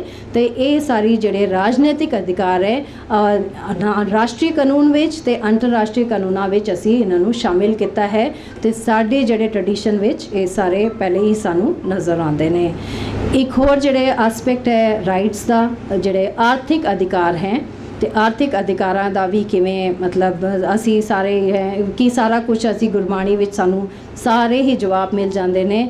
ਹੱਕ ਪਰਾਇਆ ਨਾਨਕਾ ਉਸ ਵਰ ਉਸਕਾ ਹੈ। ਤੇ ਕਿਵੇਂ ਕਿ ਕਿਸੇ ਦਾ ਹੱਕ ਜਿਹੜਾ ਹੈ ਉਹ ਨਹੀਂ ਮਾਰਨਾ, ਤੁਸੀਂ ਆਪਣੀ ਕਿਰਤ ਕਮਾਈ ਕਰਨੀ ਹੈ, ਉਸ ਕਿਰਤ ਕਮਾਈ ਵਿੱਚੋਂ ਤੁਸੀਂ ਕਿੰਨਾ ਤੁਸੀਂ ਦਾਨ ਦੇਣਾ ਹੈ ਜੋ ਵੀ ਕਰਨਾ ਹੈ, ਪਰ ਇਹ ਕਿਰਤ ਕਮਾਈ ਜਿਹੜੀ ਹੈ ਉਹ ਸਭ ਤੋਂ ਉੱਚੀ ਹੈ। ਤੇ ਦੂਜਿਆਂ ਨਾਲ ਸਾਂਝਾ ਵੀ ਕਰਨਾ ਹੈ। ਅਗਰ ਪਹਿਲਾ ਸੱਚ ਹਲਾਲ ਦੂਈ, ਤੀਜਾ ਖੈਰ ਖੁਦਾਈ। ਤੇ ਇਹ ਕਿਵੇਂ ਕਿ ਤੁਸੀਂ ਆਪਣੀ ਜਿਹੜੀ ਕਿਰਤ ਕਮਾਈ ਹੈ, ਅੱਜ ਅਸੀਂ ਉਹੋ ਜਿਹੀ ਗੱਲਾਂ ਕਰਦੇ ਹਾਂ, ਅਸੀਂ ਭੌਤਿਕਤਾਵਾਦ ਦੇ ਜਿਹੜੇ ਯੁੱਗ ਵਿੱਚ ਅਸੀਂ ਰਹਿ ਰਹੇ ਹਾਂ। ਤੇ ਅਸੀਂ ਇੱਕ ਹੋਰ ਹੈ ਕਿ ਸਾਡੇ ਕੋਲ ਬਹੁਤ ਕੁਝ ਹੋਏ ਕਿ ਇਹ ਵੀ ਚਾਹੀਦਾ ਉਹ ਵੀ ਚਾਹੀਦਾ। ਤੇ ਗੁਰਬਾਣੀ ਕਹਿੰਦੀ ਹੈ ਕਿ ਜਿਸ ਗ੍ਰਹਿ ਬਹੁਤ ਤਿਸੇ ਗ੍ਰਹਿ ਚਿੰਤਾ, ਤਿਸ ਗ੍ਰਹਿ ਥੋੜੀ ਸੋ ਫਿਰੇ ਭ੍ਰਮੰਤਾ, ਤੂੰ ਹੀ ਵਿਵਸਥਾ ਤੇਜੋ ਮੁਕਤਾ, ਸੋਹੀ ਸੁਹੇਲਾ ਭਾਲੀਏ। ਇਹ ਦੇਖੋ ਕਿ ਤੁਸੀਂ ਕਿਸੇ ਐਕਸਟ੍ਰੀਮ ਨੂੰ ਜਿਹੜਾ ਹੈ ਤੁਸੀਂ ਨਾ ਅਡਾਪਟ ਕਰੋ ਤੇ ਤੁਸੀਂ ਇੱਕ ਜਿਹੜੀ ਹੈ ਪੋਇਜ਼ਡ ਹੈ, ਇੱਕ ਸਮ ਜਿਹੜੀ ਦ੍ਰਿਸ਼ਟੀ ਹੈ ਉਹਨੂੰ ਅਡਾਪਟ ਕਰੋ ਤੇ ਭੌਤਿਕਤਾਵਾਦ ਦੀ ਜਿਹੜੀ ਲਹਿਰ ਹੈ, ਜਿਹੜੀ ਸਵ ਕੇਂਦਰਿਤ ਜਿਹੜੀ ਸਾਡੀ ਅਪਰੋਚ ਹੈ, ਇਸ ਤੋਂ ਸਾਨੂੰ ਦੂਰ ਰਹਿਣਾ ਹੈ। ਤੇ ਅਗਰ ਅਸੀਂ ਇੱਦਾਂ ਕਰਾਂਗੇ ਤੇ ਜਿਹੜੇ ਕੁਦਰਤ ਦਾ ਜਿਹੜਾ ਭੰਡਾਰ ਹੈ ਬਹੁਤ ਕੁਝ ਹੈ, ਸਾਰਿਆਂ ਨੂੰ ਮਿਲੇਗਾ। ਖਾਵੋ ਖਰਚੋ ਰਲ ਮਿਲ ਭਾਈ, ਤੋਟ ਨਾ ਆਏ ਵੱਧ ਹੋ ਜਾਏ। ਤੁਸੀਂ ਮਿਲ ਕੇ ਚਲੋਗੇ ਤਾਂ ਇਹ ਨਹੀਂ ਹੈ ਕਿ ਕੋਈ ਕੁਦਰਤ ਦੀ ਜਿਹੜੀ ਹੈ ਜਿਹੜੀ ਬਾਉਂਟੀਜ਼ ਹੈ ਉਹ ਕੁਝ ਘਟ ਰਹੀ ਹੈ ਤਾਂ ਉਹ ਵੱਧ ਹੀ ਜਾਂਦੀ ਹੈ। ਤੁਸੀਂ ਰਲ ਮਿਲ ਕੇ ਅਸੀਂ ਜਿਹੜੀ ਇਹਨਾਂ ਦੀ ਵਰਤੋਂ ਕਰਨੀ ਹੈ। ਅੱਜ ਜਿਹੜੇ এনवायरमेंटਲ ਦੀ ਪ੍ਰੋਬਲਮਸ ਹੈ ਉਹ ਇਸ ਕਰਕੇ ਹੀ ਹੋ ਰਹੀਆਂ ਕਿਉਂਕਿ ਅਸੀਂ ਇਹਨਾਂ ਨੂੰ ਇਸ ਗੱਲ ਨੂੰ ਨਹੀਂ ਮੰਨਦੇ। ਤੇ ਜਿਹੜੀ ਇੱਕ ਹੋਰ ਗੱਲ ਪੋਲੀਟੀਕਲ ਸਾਇੰਸ ਦੇ ਲਿਹਾਜ਼ 'ਚ ਕਿ ਇੱਕ ਪਰਸਨਲ ਪ੍ਰਾਪਰਟੀ ਵੀ ਹੁੰਦੀ ਹੈ। ਇੱਕ ਪਰਸਨਲ ਪ੍ਰਾਪਰਟੀ ਜਿਹੜੀ ਸਾਨੂੰ ਉਹਦੀ ਵਰਤੋਂ ਕਰਨੀ ਹੈ। ਅਸੀਂ ਖਾਣਾ ਵੀ ਖਾਣਾ ਹੈ, ਅਸੀਂ ਪਹਿਨਣਾ ਵੀ ਹੈ, ਤੇ ਉਹ ਜਿਹੀ ਜਿਹੜੀ basic food clothing and shelter ਵਾਲੀ ਗੱਲ ਹੈ, ਇਹ ਵਾਲੀ ਗੱਲ ਵੀ ਗੁਰਬਾਣੀ ਵਿੱਚ ਆਈ ਹੈ। ਉਹ ਗੁਰੂ ਸਾਹਿਬ ਵੀ ਮੰਨਦੇ ਨੇ ਕਿ ਇਹ ਵਾਲੀ ਜਿਹੜੀ ਚੀਜ਼ਾਂ ਹੈ ਉਹ ਪਰਸਨਲ ਪ੍ਰਾਪਰਟੀ ਜਿਹੜੀ ਹੈ ਉਹਦੀ ਜਿਹੜੇ ਉਸ ਤੋਂ ਬਗੈਰ ਕੋਈ ਲਾਈਫ ਨਹੀਂ ਹੋ ਸਕਦੀ। ਤੇ ਜਿਵੇਂ ਭਗਤ ਕਬੀਰ ਜੀ ਕਹਿੰਦੇ ਨੇ, ਭੂਕੇ ਭਗਤ ਨੇ ਕੀਜੇ ਇਹ ਮਾਲਾ ਆਪਣੀ ਲੀਜੇ। ਤੇ ਤੁਹਾਨੂੰ ਪਹਿਲੇ ਤੋਂ ਜਿਹੜਾ ਹੈ ਆਪਣੀ ਜਿਹੜੀ ਕੁਝ ਖਾਣਾ ਵੀ ਪਏਗਾ। ਤੇ ਇਹ ਸਾਰੀ ਚੀਜ਼ਾਂ ਜਿਹੜੀ ਹੈ ਪਰਸਨਲ ਪ੍ਰਾਪਰਟੀ ਦੀ ਗੱਲ ਅੱਜ ਦੇ ਰਾਈਟਸ ਵਿੱਚ ਆਉਂਦੀ ਹੈ, ਪਰੰਤੂ ਇੱਕ ਐਕਸਟ੍ਰੀਮ ਤੋਂ ਕਿਵੇਂ ਬਚਣਾ ਹੈ ਇਹ ਗੱਲ ਵੀ ਕਿਵੇਂ ਗੁਰਬਾਣੀ ਵਿੱਚ ਬਾਰ-ਬਾਰ ਆਉਂਦੀ ਹੈ। ਤੇ ਇੱਕ ਸਮਾਜਿਕ ਅਧਿਕਾਰ, ਸਮਾਜ ਵਿੱਚ ਕਿਹੋ ਜਿਹੇ ਅਧਿਕਾਰ ਹੋਣੇ ਚਾਹੀਦੇ ਨੇ, ਇਹ ਵੀ ਬਹੁਤ ਜੇ ਕਿ ਸਮਾਜ ਵਿੱਚ ਅਸੀਂ ਅੱਜ ਦੇਖ ਰਹੇ ਹਾਂ ਕਿ ਮਤਭੇਦ ਹੈ, ਵਿਤਕਰੇ ਹੈ, ਊਚ ਨੀਚ ਹੈ, ਖੇਤਰੀ ਅਸਮਾਨਤਾਵਾਂ ਹੈ, ਧਾਰਮਿਕ ਸਮੂਹ ਦਾ ਜਿਹੜੇ ਹੈਗੇ ਨੇ ਉਹ ਇੱਕ ਦੂਜੇ ਨਾਲ ਕੁਝ ਇਹੋ ਜਿਹੀ ਗੱਲ ਕਰਦੇ ਨੇ ਕਿ ਦੂਜੇ ਦੇ ਆਪਣੇ ਕੀ ਕਲੈਸ਼ ਹੋ ਜਾਂਦਾ ਹੈ। ਤੇ ਇਹ ਜਿਹੜਾ ਹੈ ਇਹ ਚੀਜ਼ਾਂ ਜਿਹੜੀ ਹੈ ਇਹ ਸਾਰੀ ਅਸੀਂ ਆਪ ਬਣਾਈ ਹੈ ਤੇ ਇਹਨਾਂ ਤੋਂ ਅਸੀਂ ਦੂਰ ਰਹਿਣਾ ਹੈ। ਤੇ ਇਹ ਵੀ ਹੈ ਕਿ ਜਦੋਂ ਉਹ ਕਹਿੰਦੇ ਨੇ ਖੱਤਰੀ ਬ੍ਰਾਹਮਣ ਸੂਦ ਵੈਸ ਸਭ ਏਕੇ ਨਾਮ ਤਰਾਨਤ, ਇੱਕ ਨਾਮ ਤੁਸੀਂ ਹੈ, ਇੱਕ ਜਿਹੜਾ ਹੈ ਰੱਬ ਰਾਜਾ। ਅਗਰ ਅਸੀਂ ਉਹਨੂੰ ਸਮਝਾਂਗੇ ਤੇ ਇਹ ਜਿਹੜੇ ਹਿਊਮਨ ਮੇਡ ਕ੍ਰੀਏਸ਼ਨਸ ਹੈ ਇਹਨਾਂ ਦਾ ਕੋਈ ਜਿਹੜੇ ਹੈ ਕੁਝ ਨਹੀਂ ਰਹਿ ਜਾਏਗਾ। ਤੇ ਕਿਉਂਕਿ ਇਹ ਸਾਰੀ ਚੀਜ਼ਾਂ ਅਸੀਂ ਆਪ ਬਣਾਈ ਹੈ। ਤੇ ਉਸ ਸਮੇਂ ਜਿਹੜੇ ਤਿੰਨ ਜਿਹੜੇ ਪਿਲਰਸ ਸੀ, ਜਿਵੇਂ ਬ੍ਰਾਹਮਣ ਸੀ ਜਾਂ ਫਿਰ ਯੋਗੀ ਸੀ ਜਾਂ ਫਿਰ ਜਿਹੜੇ ਤੇ ਕਾਜੀ ਸੀ, ਇਹ ਤਿੰਨੋਂ ਜਿਹੜੇ ਹੈ ਉਹ ਗੁਰੂ ਸਾਹਿਬ ਕਹਿੰਦੇ ਨੇ ਤਿੰਨੋਂ ਹੀ ਜਿਹੜੇ ਹੈ ਲੋਕਾਂ ਨੂੰ ਪੁੱਠੇ ਰਾਹ ਪਾ ਰਹੇ ਨੇ। ਆਪਣੇ ਜਿਹੜੇ ਸਮਾਜ ਦੇ ਜਿਹੜੇ ਪਿਲਰਸ ਹੈ, ਕਾਦੀ ਕੂੜ ਬੋਲੇ ਮਲ ਖਾਏ, ਬ੍ਰਾਹਮਣ ਨਾਵੇ ਜੀਆ ਖਾਏ, ਜੋਗੀ ਜੁਗਤ ਨ ਜਾਣੇ ਅੰਤ, ਤੀਨੇ ਉਜਾੜੇ ਕਾ ਬਨ। ਤੇ ਤਿੰਨਾਂ ਨੇ ਜਿਹੜਾ ਹੈ ਲੋਕਾਂ ਨੂੰ ਗਲਤ ਰਾਹ 'ਤੇ ਪਾਇਆ ਹੈ ਤੇ ਇਸ ਗਲਤ ਰਾਹ ਤੋਂ ਅਸੀਂ ਬਚਣਾ ਹੈ। ਤੇ ਇੱਕ ਵਿਚਾਰ ਵਾਲੀ ਗੱਲ ਪ੍ਰੋਫੈਸਰ ਮਨਜੀਤ ਸਿੰਘ ਵੀ ਕਹਿ ਕੇ ਗਏ, ਜਿਵੇਂ ਤੁਸੀਂ ਆਪਣੇ ਵਿਚਾਰਨਾ ਹੈ, ਵੇਦ ਕਤੇਬ ਕਹ ਨ ਮਤ ਝੂਠੇ, ਝੂਠਾ ਜੋ ਨ ਵਿਚਾਰੇ। ਤਾਂ ਤੁਸੀਂ ਵਿਚਾਰ ਕਰਨੀ ਹੈ। ਇਹ ਜੋ ਲਿਖਿਆ ਹੈ ਸਾਰਾ ਧਰਮ ਗ੍ਰੰਥਾਂ ਵਿੱਚ ਉਹਨੂੰ ਵਿਚਾਰ ਕਰਨਾ ਹੈ ਤੇ ਤਾਂ ਹੀ ਜਿਹੜੀ ਹੈ ਜਿਹੜੇ ਵਿਤਕਰੇ ਹੈ ਉਹ ਸਮਾਪਤ ਹੋਣਗੇ। ਤੇ ਇਵੇਂ ਨਾਰੀ ਪੁਰਖ ਸਬਾਈ ਲੋਈ ਇੱਕੋ ਲੋਈ ਹੈ, ਇੱਕੋ ਲਾਈਟ ਹੈ ਜਿਹੜੀ ਨਾਰੀ ਵਿੱਚ ਵੀ ਹੈ ਤੇ ਦੋਨੋਂ ਵਿੱਚ ਹੈ। ਤੇ ਜੋ ਜੈਂਡਰ ਬੇਸਡ ਜਿਹੜੇ ਡਿਫਰੈਂਸਿਸ ਹੈ ਉਹ ਵੀ ਜਿਹੜੇ ਹੈ ਲੋਕਾਂ ਨੇ ਹੀ ਬਣਾਏ ਹੈ। ਇੱਕ ਹੋਰ ਜਿਹੜੀ ਗੱਲ ਹੈ ਅਸੀਂ ਕਰਦੇ ਹਾਂ, ਇੱਕ ਪਰਿਵਾਰ ਜਿਹੜਾ ਹੈ ਇੱਕ ਮੁੱਢਲੀ ਇਕਾਈ ਹੈ, ਸਮਾਜ ਦੀ ਰਾਜ ਦੀ ਮੁੱਢਲੀ ਇਕਾਈ ਹੈ। ਪਰਿਵਾਰ ਦਾ ਜਿਹੜਾ ਰਾਈਟ ਹੈ ਇਹ ਰਾਈਟ ਵੀ ਆਰਟੀਕਲ 16 ਜਿਹੜਾ ਹੈ ਉਹ ਦਿੰਦਾ ਹੈ। ਤੇ ਪਰਿਵਾਰ ਜਿਹੜਾ ਹੈ ਬਰਾਬਰੀ ਦਾ ਅਧਿਕਾਰ ਦਿੰਦਾ ਹੈ। ਜੋ ਪਰਿਵਾਰ ਜਿਹੜੇ ਦੋਨੋਂ ਸਪਾਊਸਿਸ ਹੈ ਉਹਨੂੰ ਜਿਹੜੀ ਹੈ ਬਰਾਬਰੀ ਦਾ ਅਧਿਕਾਰ ਹੋਣਾ ਚਾਹੀਦਾ। ਤੇ ਗੁਰੂ ਸਾਹਿਬ ਨੇ ਇਹੋ ਜਿਹੇ ਪਰਿਵਾਰ ਜਿਹੜੀ ਬਰਾਬਰੀ ਹੈ ਉਹਦੀ ਵੀ ਜ਼ਿਕਰ ਕੀਤੀ ਹੈ ਕਿ ਕਿਵੇਂ ਜਿਹੜੇ ਹੈ ਅਸਮਾਨਤਾਵਾਂ ਉਸ ਵਿੱਚ ਨਹੀਂ ਹੋਣੀ ਚਾਹੀਦੀ। ਕਿਵੇਂ ਇੱਕੋ ਜਿਹੜਾ ਹੈ ਪਤੀ ਹੈ, ਜਿਹੜਾ ਪਤੀ ਪਰਮੇਸ਼ਵਰ ਹੈ ਤੇ ਬਾਕੀ ਜਿਹੜੀ ਸਾਰੀ ਕ੍ਰੀਏਸ਼ਨ ਹੈ ਉਹ ਜਿਹੜੀ ਹੈ ਉਸ ਪਤੀ ਪਰਮੇਸ਼ਵਰ ਦੀ ਪੂਜਾ ਕਰਦੀ ਹੈ। ਤੇ ਇੱਕ ਜਿਹੜਾ ਹੈ ਇੱਕ ਕਨਸੈਪਟ ਜਿਹੜਾ ਪਰਿਵਾਰ ਵਾਲਾ ਕਿ ਇੱਕ ਏਕਤਾ ਹੋਣੀ ਚਾਹੀਦੀ, ਉਸ ਵਿੱਚ ਇੱਕ ਭਾਵਨਾ ਹੋਣੀ ਚਾਹੀਦੀ, ਪਵਿੱਤਰਤਾ ਹੋਣੀ ਚਾਹੀਦੀ। ਇਹ ਸਾਰੀ ਗੱਲਾਂ ਜਿਹੜੀ ਹੈਗੀ ਗੁਰੂ ਸਾਹਿਬ ਨੇ ਕੀਤੀ। ਤੇ ਗੁਰਬਾਣੀ ਵਿੱਚ ਦਰਜ ਹੈ ਕਿ ਸੋ ਕਿਉ ਮੰਦਾ ਆਖੇ ਜਿਸ ਜੰਮੇ ਰਾਜਾਨ। ਇਹ ਗੱਲ ਅਸੀਂ ਸਾਰੇ ਜਾਣਦੇ ਨੇ ਕਿ ਇੰਨੇ ਜਿਹੜੇ ਰਾਜਾਵਾਂ ਨੂੰ ਜਨਮ ਦਿੰਦੀ ਹੈ ਤੇ ਉਸ ਨੂੰ ਅਸੀਂ ਕਿਵੇਂ ਨੀਵਾ ਕਹਿ ਸਕਦੇ ਹਾਂ ਇਸ ਵਿੱਚ ਮੈਂ ਇੱਕ ਥੋੜੀ ਜਿਹੀ ਗੱਲ ਜਿਹੜੀ ਅਸੀਂ ਸਾਰੇ ਜਾਣਦੇ ਨੇ ਕਿ ਜਿਹੜੇ ਸਬਰਾਈ ਮਾਲਾ ਟੈਂਪਲ ਵਾਲੀ ਗੱਲ ਹੈ ਕਿ ਉੱਥੇ ਜਿਹੜੇ ਹੈ ਔਰਤਾਂ ਨੂੰ ਨਹੀਂ ਜਾਣੇ ਉਹਨਾਂ ਨੂੰ ਮਨਾਹੀ ਹੈ ਕਿ ਤੁਸੀਂ ਨਹੀਂ ਜਾ ਸਕਦੇ। ਤੇ ਜਿਹੜੀ ਜੱਜਸ ਨੇ ਜਿਹੜੀ ਇਹਦੇ ਵਿੱਚ ਜਜਮੈਂਟ ਦਿੱਤੀ ਹੈ ਉਸ ਵਿੱਚ ਉਹਨਾਂ ਨੇ ਆਸਾ ਦੀ ਬਾਣੀ ਦਾ ਕੋਟ ਕੀਤਾ ਹੈ ਕਿ ਕਿਵੇਂ ਜਿਹੜੀ ਔਰਤ ਹੈ ਜਿਹੜੀ ਕ੍ਰੀਏਸ਼ਨ ਜਨਮ ਦਿੰਦੀ ਹੈ ਉਹ ਕਿਵੇਂ ਹੋ ਸਕਦਾ ਹੈ, ਸਾਰਿਆਂ ਨੂੰ ਬਰਾਬਰੀ ਦੇ ਅਧਿਕਾਰ ਹੋਣੇ ਚਾਹੀਦੇ। ਤੇ ਅੱਜ ਦੇ ਸਮੇਂ ਵਿੱਚ ਵੀ ਤੁਸੀਂ ਦੇਖੋ ਕਿ ਜੱਜਸ ਨੇ ਅਗਰ ਆਸਾ ਦੀ ਵਾਰ ਨੂੰ ਕੋਟ ਕਰਦੇ ਹੋਏ ਕਿਹਾ ਹੈ ਕਿ ਬਈ ਲੋਕਾਂ ਨੂੰ ਬਰਾਬਰੀ ਦੇ ਅਧਿਕਾਰ ਹੋਣੇ ਚਾਹੀਦੇ ਤੇ ਔਰਤਾਂ ਨੂੰ ਉੱਥੇ ਜਾਣੇ ਉਹਨਾਂ ਨੂੰ ਅਲਾਉਡ ਹੋਣਾ ਚਾਹੀਦਾ। ਤੇ ਬਹੁਤ ਵੱਡੀ ਗੱਲ ਹੈ ਕਿ ਅਗਰ ਸਾਡੇ ਜਿਹੜੇ ਗੁਰਬਾਣੀ ਵਿੱਚੋਂ ਅਗਰ ਅੱਜ ਵੀ ਇੱਥੇ ਕੋਈ ਚੀਜ਼ ਕੋਟ ਹੁੰਦੀ ਹੈ ਤੇ ਸਾਡੇ ਵਾਸਤੇ ਮਾਣ ਵਾਲੀ ਗੱਲ ਹੈ। ਤੇ ਇੱਕ ਹੋਰ ਗੱਲ ਅਸੀਂ ਨਾ ਕਰਦੇ ਜਿਵੇਂ ਰਾਈਟਸ ਦੀ ਗੱਲ ਕਰਦੇ ਹਾਂ, ਇੱਕ ਰਾਈਟ ਟੂ ਅਸੈਂਬਲੀ ਹੁੰਦਾ ਹੈ। ਰਾਈਟ ਟੂ ਅਸੈਂਬਲੀ ਕਿ ਲੋਕ ਮਿਲ ਬੈਠ ਕੇ ਕੋਈ ਇਕੱਠੇ ਹੋ ਕੇ ਕੋਈ ਗੱਲ ਕਰ ਸਕਦੇ ਹੈ, ਅਸੀਂ ਕੋਈ ਗੱਲ ਕੁਐਸਚਨ ਵੀ ਕਰ ਸਕਦੇ ਹਾਂ ਕਿਤੇ ਅਸੈਂਬਲੀ। ਤੇ ਜਦੋਂ ਅਸੀਂ ਇਕੱਠੇ ਬੈਠਦੇ ਹਾਂ ਤਾਂ ਸਾਡੇ ਜਿਹੜੇ ਬਿਹੇਵੀਅਰ ਹੈ ਤੇ ਕਾਫੀ ਫਰਕ ਹੋ ਜਾਂਦਾ ਹੈ। ਜਿਵੇਂ ਬਿਰਖੇ ਹੇਠ ਸਭ ਜੰਤ ਇਕੱਠੇ ਇੱਕ ਤੱਤੇ ਇੱਕ ਬੋਲੇ ਮਿੱਠੇ। ਤੇ ਮਿਲ ਕੇ ਜਦੋਂ ਅਸੀਂ ਬੈਠਦੇ ਹਾਂ ਤਾਂ ਸਾਡੇ ਆਪਣੇ ਰਿਐਕਸ਼ਨ ਕਿਵੇਂ ਹੁੰਦੇ ਹੈ ਇਹ ਆਪਣੇ ਆਪ ਵਿੱਚੋਂ ਆਉਂਦਾ ਹੈ ਕਿ ਕੁਝ ਲੋਕ ਜਿਹੜੇ ਹਨ ਉਹ ਚੰਗੇ ਹੈਗੇ ਨੇ, ਮਿੱਠਾ ਬੋਲਦੇ ਨੇ, ਤੇ ਕੁਝ ਲੋਕ ਹੈਗੇ ਨੇ ਉਹ ਕੌੜਾ ਬੋਲਦੇ ਨੇ। ਤੇ ਪਰੰਤੂ ਮਿਲ ਕੇ ਬੈਠਣਾ ਜਿਹੜਾ ਹੈ ਉਹ ਜਿਹੜੀ ਹੈ ਡਾਇਲੋਗ ਵਾਲੀ ਗੱਲ ਇਹ ਗੁਰੂ ਨਾਨਕ ਦੇਵ ਜੀ ਨੇ ਵੀ ਸ਼ੁਰੂ ਕੀਤੀ ਕਿ ਕੁਝ ਸੁਣੀਏ ਕੁਝ ਕਹੀਏ ਵਾਲੀ ਗੱਲ ਹੈ। ਪਹਿਲੇ ਸੁਣਨ ਦੀ ਗੱਲ ਹੈ, ਪਹਿਲੇ ਤੁਸੀਂ ਸੁਣੋ ਤੇ ਫਿਰ ਕਹੋ। ਤੇ ਇੱਕ ਡਾਇਲੋਗ ਜਿਹੜੀ ਹੈ ਉਹ ਡਾਇਲੋਗ ਨੂੰ ਇਨੀਸ਼ੀਏਟ ਕੀਤਾ ਸੀ। ਤੇ ਇਹ ਜਿਹੜੀ ਸੱਭਿਆਚਾਰਿਕ ਸਾਂਝ ਹੈ ਇਹ ਗੁਰਬਾਣੀ ਜਿਹੜੀ ਹੈ ਬਾਰ-ਬਾਰ ਦੁਹਰਾਉਂਦੀ ਹੈ ਤੇ ਅਸੀਂ ਉਹਨੂੰ ਸਮਝਦੇ ਨਹੀਂ ਤੇ ਕहीं ਨਾ ਕहीं ਸਾਡੇ ਵਿੱਚੋਂ ਜਿਹੜੀ ਹੰਕਾਰ ਆ ਜਾਂਦਾ ਹੈ। ਤੇ ਇਹ ਸਾਰੀ ਚੀਜ਼ਾਂ ਸਾਰੇ ਰਾਈਟਸ ਦੀ ਜਿਹੜਾ ਹੈ ਡਿਸਕ੍ਰਿਪਸ਼ਨ ਸਾਨੂੰ ਗੁਰਬਾਣੀ ਵਿੱਚ ਨਜ਼ਰ ਆਉਂਦਾ ਹੈ। ਤੇ ਇੱਕ ਖੁਸ਼ਹਾਲੀ ਇੱਕ ਚੀਜ਼ ਹੋਰ ਹੈ, ਅੱਜ ਅਸੀਂ ਭੂਟਾਨ ਕਹਿੰਦਾ ਹੈ ਕਿ ਇੱਕ ਹੈਪੀਨੈਸ ਇੰਡੈਕਸ ਹੈ ਕਿ ਲੋਕ ਕਿੰਨੇ ਖੁਸ਼ ਹੈ। ਤੁਹਾਡੇ ਕੋਲ ਸਾਰਾ ਕੁਝ ਹੈ ਪਰ ਖੁਸ਼ੀ ਨਹੀਂ ਹੈ, ਕੋਈ ਨਾ ਕੋਈ ਤੁਹਾਨੂੰ ਪਰੇਸ਼ਾਨੀ ਹੈ ਜਾਂ ਹੋਰ ਤੁਸੀਂ ਚਾਹੁੰਦੇ ਹੋ ਕਿ ਹੋਰ ਹੋਣਾ ਚਾਹੀਦਾ ਤੁਹਾਡੇ ਕੋਲ। ਤੇ ਇਹੋ ਜਿਹੀ ਗੱਲਾਂ ਵੀ ਤਾਂ ਭੂਟਾਨ ਨੇ ਇੱਕ ਹੈਪੀਨੈਸ ਇੰਡੈਕਸ ਦੀ ਗੱਲ ਕੀਤੀ। ਤੇ ਸਾਡੀ ਕਿਵੇਂ ਸਾਡੀ ਗੁਰੂ ਗ੍ਰੰਥ ਸਾਹਿਬ ਵਿੱਚ ਸਾਰਾ ਕੁਝ ਹੈ ਤੇ ਇਹੋ ਜਿਹੇ ਜਿਹੜੇ ਉਪਾਅ ਜਿਹੜੇ ਸੋਲਿਊਸ਼ਨਸ ਹੈ ਸਾਡੇ ਕੋਲ ਹੈਗੇ ਨੇ। ਤੇ ਬੇਗਮਪੁਰਾ ਸ਼ਹਿਰ ਕੋ ਨਾਵ दुख अंदोक नहीं तेहठाओ न तस्वीस खिराज न माल खवत न खता न तरस जवाल अब मो खूब वतन गह पाई उहाँ खैर सदा मेरे भाई। मे ऑल बीइंग हैव हैप्पीनेस खुशी होए लोगों ਨੂੰ खुशी प्राप्त होए। ये खुशी क्यों आएगी ਤੁਸੀਂ ਆਪ ਜਦੋਂ ਖੁਸ਼ ਹੋਗੇ ਵਿੱਚੋਂ ਖੁਸ਼ ਹੋਗੇ ਸੈਟੀਸਫਾਈਡ ਹੋਗੇ ਤੇ ਉਹ ਤਾਂ ਤੁਹਾਨੂੰ ਖੁਸ਼ੀ ਆ ਸਕਦੀ ਹੈ। ਤੇ ਬੇਗਮਪੁਰਾ ਦੀ ਜਿਹੜੀ ਸਲਤਨਤ ਹੈ ਮਨ ਦੇ ਵਿਕਾਰਾਂ ਨੂੰ ਅਦਵੈਤ ਭਾਵਾਂ ਨੂੰ ਜਿਹੜਾ ਖਤਮ ਕਰਕੇ ਜਿਹੜਾ ਇੱਕ ਆਂਤਰਿਕ ਜਿਹੜੀ ਖੁਸ਼ੀ ਸਾਨੂੰ ਪ੍ਰਾਪਤ ਹੁੰਦੀ ਹੈ ਉਹ ਬੇਗਮਪੁਰਾ ਹੈ। ਤੇ ਬੇਗਮਪੁਰਾ ਘਰ ਕੀ ਹੈ? ਇਹ ਮਨੁੱਖੀ ਸਰੀਰ ਹੈ। ਤੇ ਵਤਨ ਕੀ ਹੈ? ਆਤਮਾ ਦਾ ਜਿਹੜਾ ਅੰਤਿਮ ਘਰ ਹੈ, ਜਿਹੜਾ ਸਾਡੇ ਸਫ਼ਰ ਦਾ ਅੰਤਿਮ ਘਰ ਹੈ ਉਹ ਵਤਨ ਹੈ। ਤੇ ਬੇਗਮਪੁਰਾ ਜਿਹੜੇ ਵਸਨੀਕ ਹੈਗੇ ਨੇ ਉਹਨਾਂ ਦੀ ਵਿਸ਼ੇਸ਼ਤਾ ਕੀ ਹੈ? ਉਹ ਖੁਸ਼ੀ ਹੈ।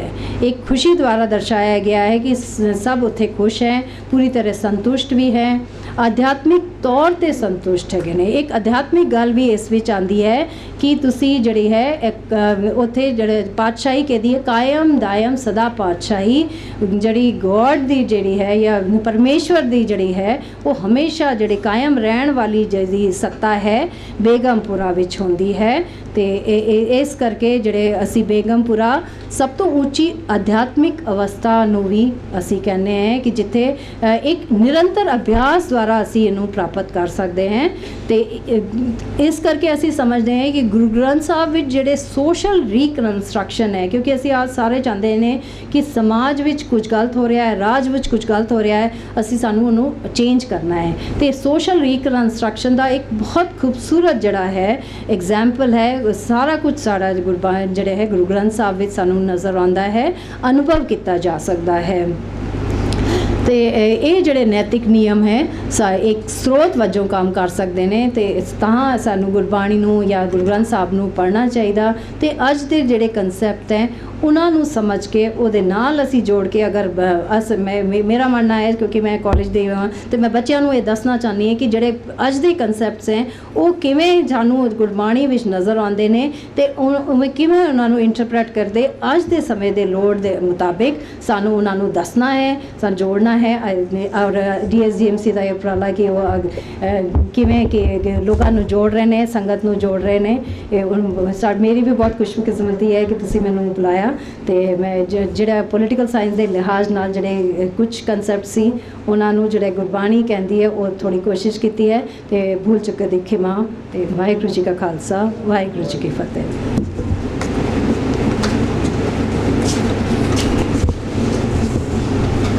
ਬਹੁਤ ਬਹੁਤ ਧੰਨਵਾਦ ਪ੍ਰੋਫੈਸਰ ਹਰਪ੍ਰੀਤ ਕੌਰ ਜੀ, ਜਿਨ੍ਹਾਂ ਨੇ ਹਲੇਮੀ ਰਾਜ ਦੇ ਇਸ ਵਿਸ਼ੇ ਤੇ ਗੁਰਬਾਣੀ ਦੀ ਉਦਾਹਰਨਾਂ ਦੇ ਕੇ ਸਿੱਖ ਇਤਿਹਾਸ ਦੀਆਂ ਕਿ ਸਾਨੂੰ ਰਾਜ ਕੈਸਾ ਚਾਹੀਦਾ ਹੈ, ਜਿਹੜੀ ਪੰਕਤੀ ਦਾ ਪ੍ਰੋਫੈਸਰ ਸਾਹਿਬ ਜ਼ਿਕਰ ਕਰ ਰਹੇ ਸਨ, ਬੇਗਮਪੁਰਾ ਸ਼ਹਿਰ ਕੋ ਨਾਉ, ਕਿ ਉਹ ਸ਼ਹਿਰ ਜਿੱਥੇ ਕੋਈ ਗਮ ਨਾ ਹੋਵੇ, ਬੇਗਮਪੁਰਾ, ਜਿੱਥੇ ਇੱਕ ਕੁਛ ਹੋਵੇ, ਸਾਰਾ ਕੁਛ ਇੱਕ ਹੋਵੇ, ਦੁੱਖ ਆਉਂਦਾ ਹੋ ਨਹੀਂ ਤੇ ਥਾਂ ਕੋਈ ਦੁੱਖ ਨਾ ਹੋਵੇ, ਨਾ ਤਸਵੀਸ ਖਿਰਾਜ ਨਾ ਮਾਲ, ਖੌਫ ਨਾ ਖਤਾ ਨਾ ਤਰਸ ਜਵਾਲ, ਜਿੱਥੇ ਕੋਈ ਖੌਫ ਨਹੀਂ, ਕੋਈ ਡਰ ਨਹੀਂ, ਕੋਈ ਕੁਝ ਨਹੀਂ, ਕਿਤੇ ਐਸੇ ਸਮਾਜ ਦੀ ਅਸੀਂ ਕਲਪਨਾ ਕਰ ਸਕੀਏ। ਇਹ ਸੱਚਮੁੱਚ ਕਲਪਨਾ ਦੀਆਂ ਗੱਲਾਂ ਲੱਗਦੀਆਂ ਨੇ, ਪਰ ਜਦੋਂ ਅਸੀਂ ਕਿਤੇ ਇਸ ਨੂੰ ਰਿਐਲਿਟੀ ਵਿੱਚ ਲਿਆਉਣ ਦਾ ਯਤਨ ਕਰੀਏ ਤਾਂ ਕੁਝ ਵੀ ਔਖਾ ਨਹੀਂ ਹੁੰਦਾ, ਬੜਾ ਕੁਝ ਬਦਲਦਾ ਹੈ ਸਮਾਜ ਦੇ ਵਿੱਚ। ਜਿਵੇਂ ਪ੍ਰੋਫੈਸਰ ਸਾਹਿਬ ਨੇ ਜ਼ਿਕਰ ਕੀਤਾ ਕਿ ਮੱਧਕਾਲੀਨ ਦੇ ਭਗਤਾਂ ਦੇ ਸਮੇਂ ਇਹ ਸੰਘਰਸ਼ ਸ਼ੁਰੂ ਹੋਏ ਤੇ ਇਹਨਾਂ ਦੇ ਨਾਲ ਬਾਅਦ ਵਿੱਚ ਬੜੇ ਸਾਰੇ ਅਧਿਕਾਰ ਮਨੁੱਖਾਂ ਨੂੰ ਮਿਲੇ ਜਿਹੜੇ ਦੂਸਰੇ ਰਾਜ ਵਿੱਚ ਨਹੀਂ ਸਨ ਮਿਲਦੇ, ਤੇ ਇਹ ਅਧਿਕਾਰ ਮਿਲੇ। ਤੇ ਜੇ ਅਸੀਂ ਹੋਰ ਕੁਝ ਕਰਾਂਗੇ, ਸੰਘਰਸ਼ ਕਰਾਂਗੇ, ਤਾਂ ਆਉਣ ਵਾਲੇ ਸਮੇਂ ਵਿੱਚ ਹੋਰ ਵੀ ਬਹੁਤ ਕੁਝ ਬਦਲਾਅ ਹੋ ਸਕਦੇ ਨੇ। ਸੋ ਇੱਕ ਵਾਰੀ ਫੇਰ ਬਹੁਤ ਬਹੁਤ ਧੰਨਵਾਦ।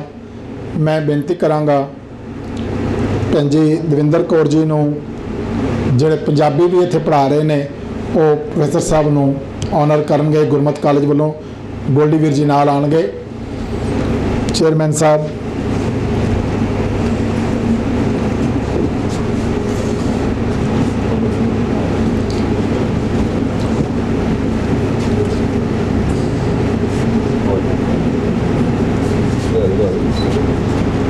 ਬੋਲੇ ਸੋ ਨਿਹਾਲ।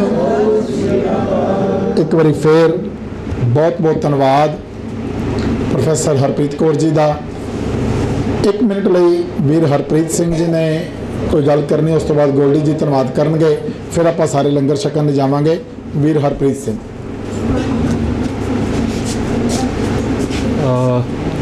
ਵਾਹਿਗੁਰੂ ਜੀ ਕਾ ਖਾਲਸਾ ਵਾਹਿਗੁਰੂ ਜੀ ਕੀ ਫਤਿਹ। ਸੌਰੀ, ਇੱਕ ਛੋਟੀ ਜਿਹੀ ਬੇਨਤੀ ਰਹਿ ਗਈ ਸੀ। ਗੁਰਮਤਿ ਕਾਲਜ ਦਾ ਜਿਹੜਾ ਗਰੁੱਪ ਬਣਿਆ ਹੋਇਆ ਉਹਨੂੰ ਅਸੀਂ ਡਿਸਟਰਬ ਨਹੀਂ ਕਰਾਂਗੇ। ਆਪ ਜੀ ਜੋ ਜਿਸਨੇ ਵੀ ਆਓ ਬਣੀਏ ਗੁਰਸਿੱਖ ਪਿਆਰਾ TV ਸ਼ੋਅ ਵਾਸਤੇ ਐਗਜ਼ਾਮ ਦੇਣਾ ਹੈ, ਉਹ ਪਰਸਨਲੀ ਇੱਕ ਨੰਬਰ ਆਪ ਜੀ ਨੋਟ ਕਰ ਲਓ, 98।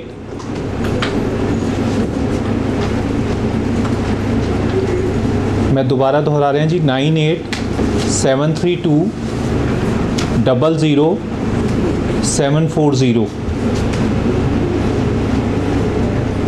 ਇੱਕ ਵਾਰ ਦੁਬਾਰਾ ਦੱਸ ਰਿਹਾ ਜੀ, 9873200740। आप जी जो जिसने भी पार्टिसिपेट करना होएगा, प्लीज़ अपना नाम, अपनी एज और किहड़े एरिए तो बिलोंग करते हो दिल्ली दे, ते आप जी ने ये 3 चीज़ां मैनू मैसेज कर देनियां ने। मैं आप जी नू एक ऑटो रिवर्ट मैसेज आएगा क्योंकि ये मेरा पर्सनल नंबर है, बट उस तो बाद मैं आप जी नू सिलेबस आप जी नू पर्सनल नंबर ते शेयर कर दांगा। तो आप जी ने अपना नाम, एज और एरिया वो शेयर करना है। जो जो शेयर कर देगा उन्होंने सिलेबस आ जाएगा। और अगर तुसी होर भी किसी नू दसना चाहते हो जो 12 तरीक इत्थे आके एग्जाम देना चाहते हैं, प्लीज़ उन्होंने भी सेम इंस्ट्रक्शन शेयर कर देना चाहिए। वाहिगुरू जी का खालसा वाहिगुरू जी की फतेह। एग्जाम दस देंगे जी टाइम।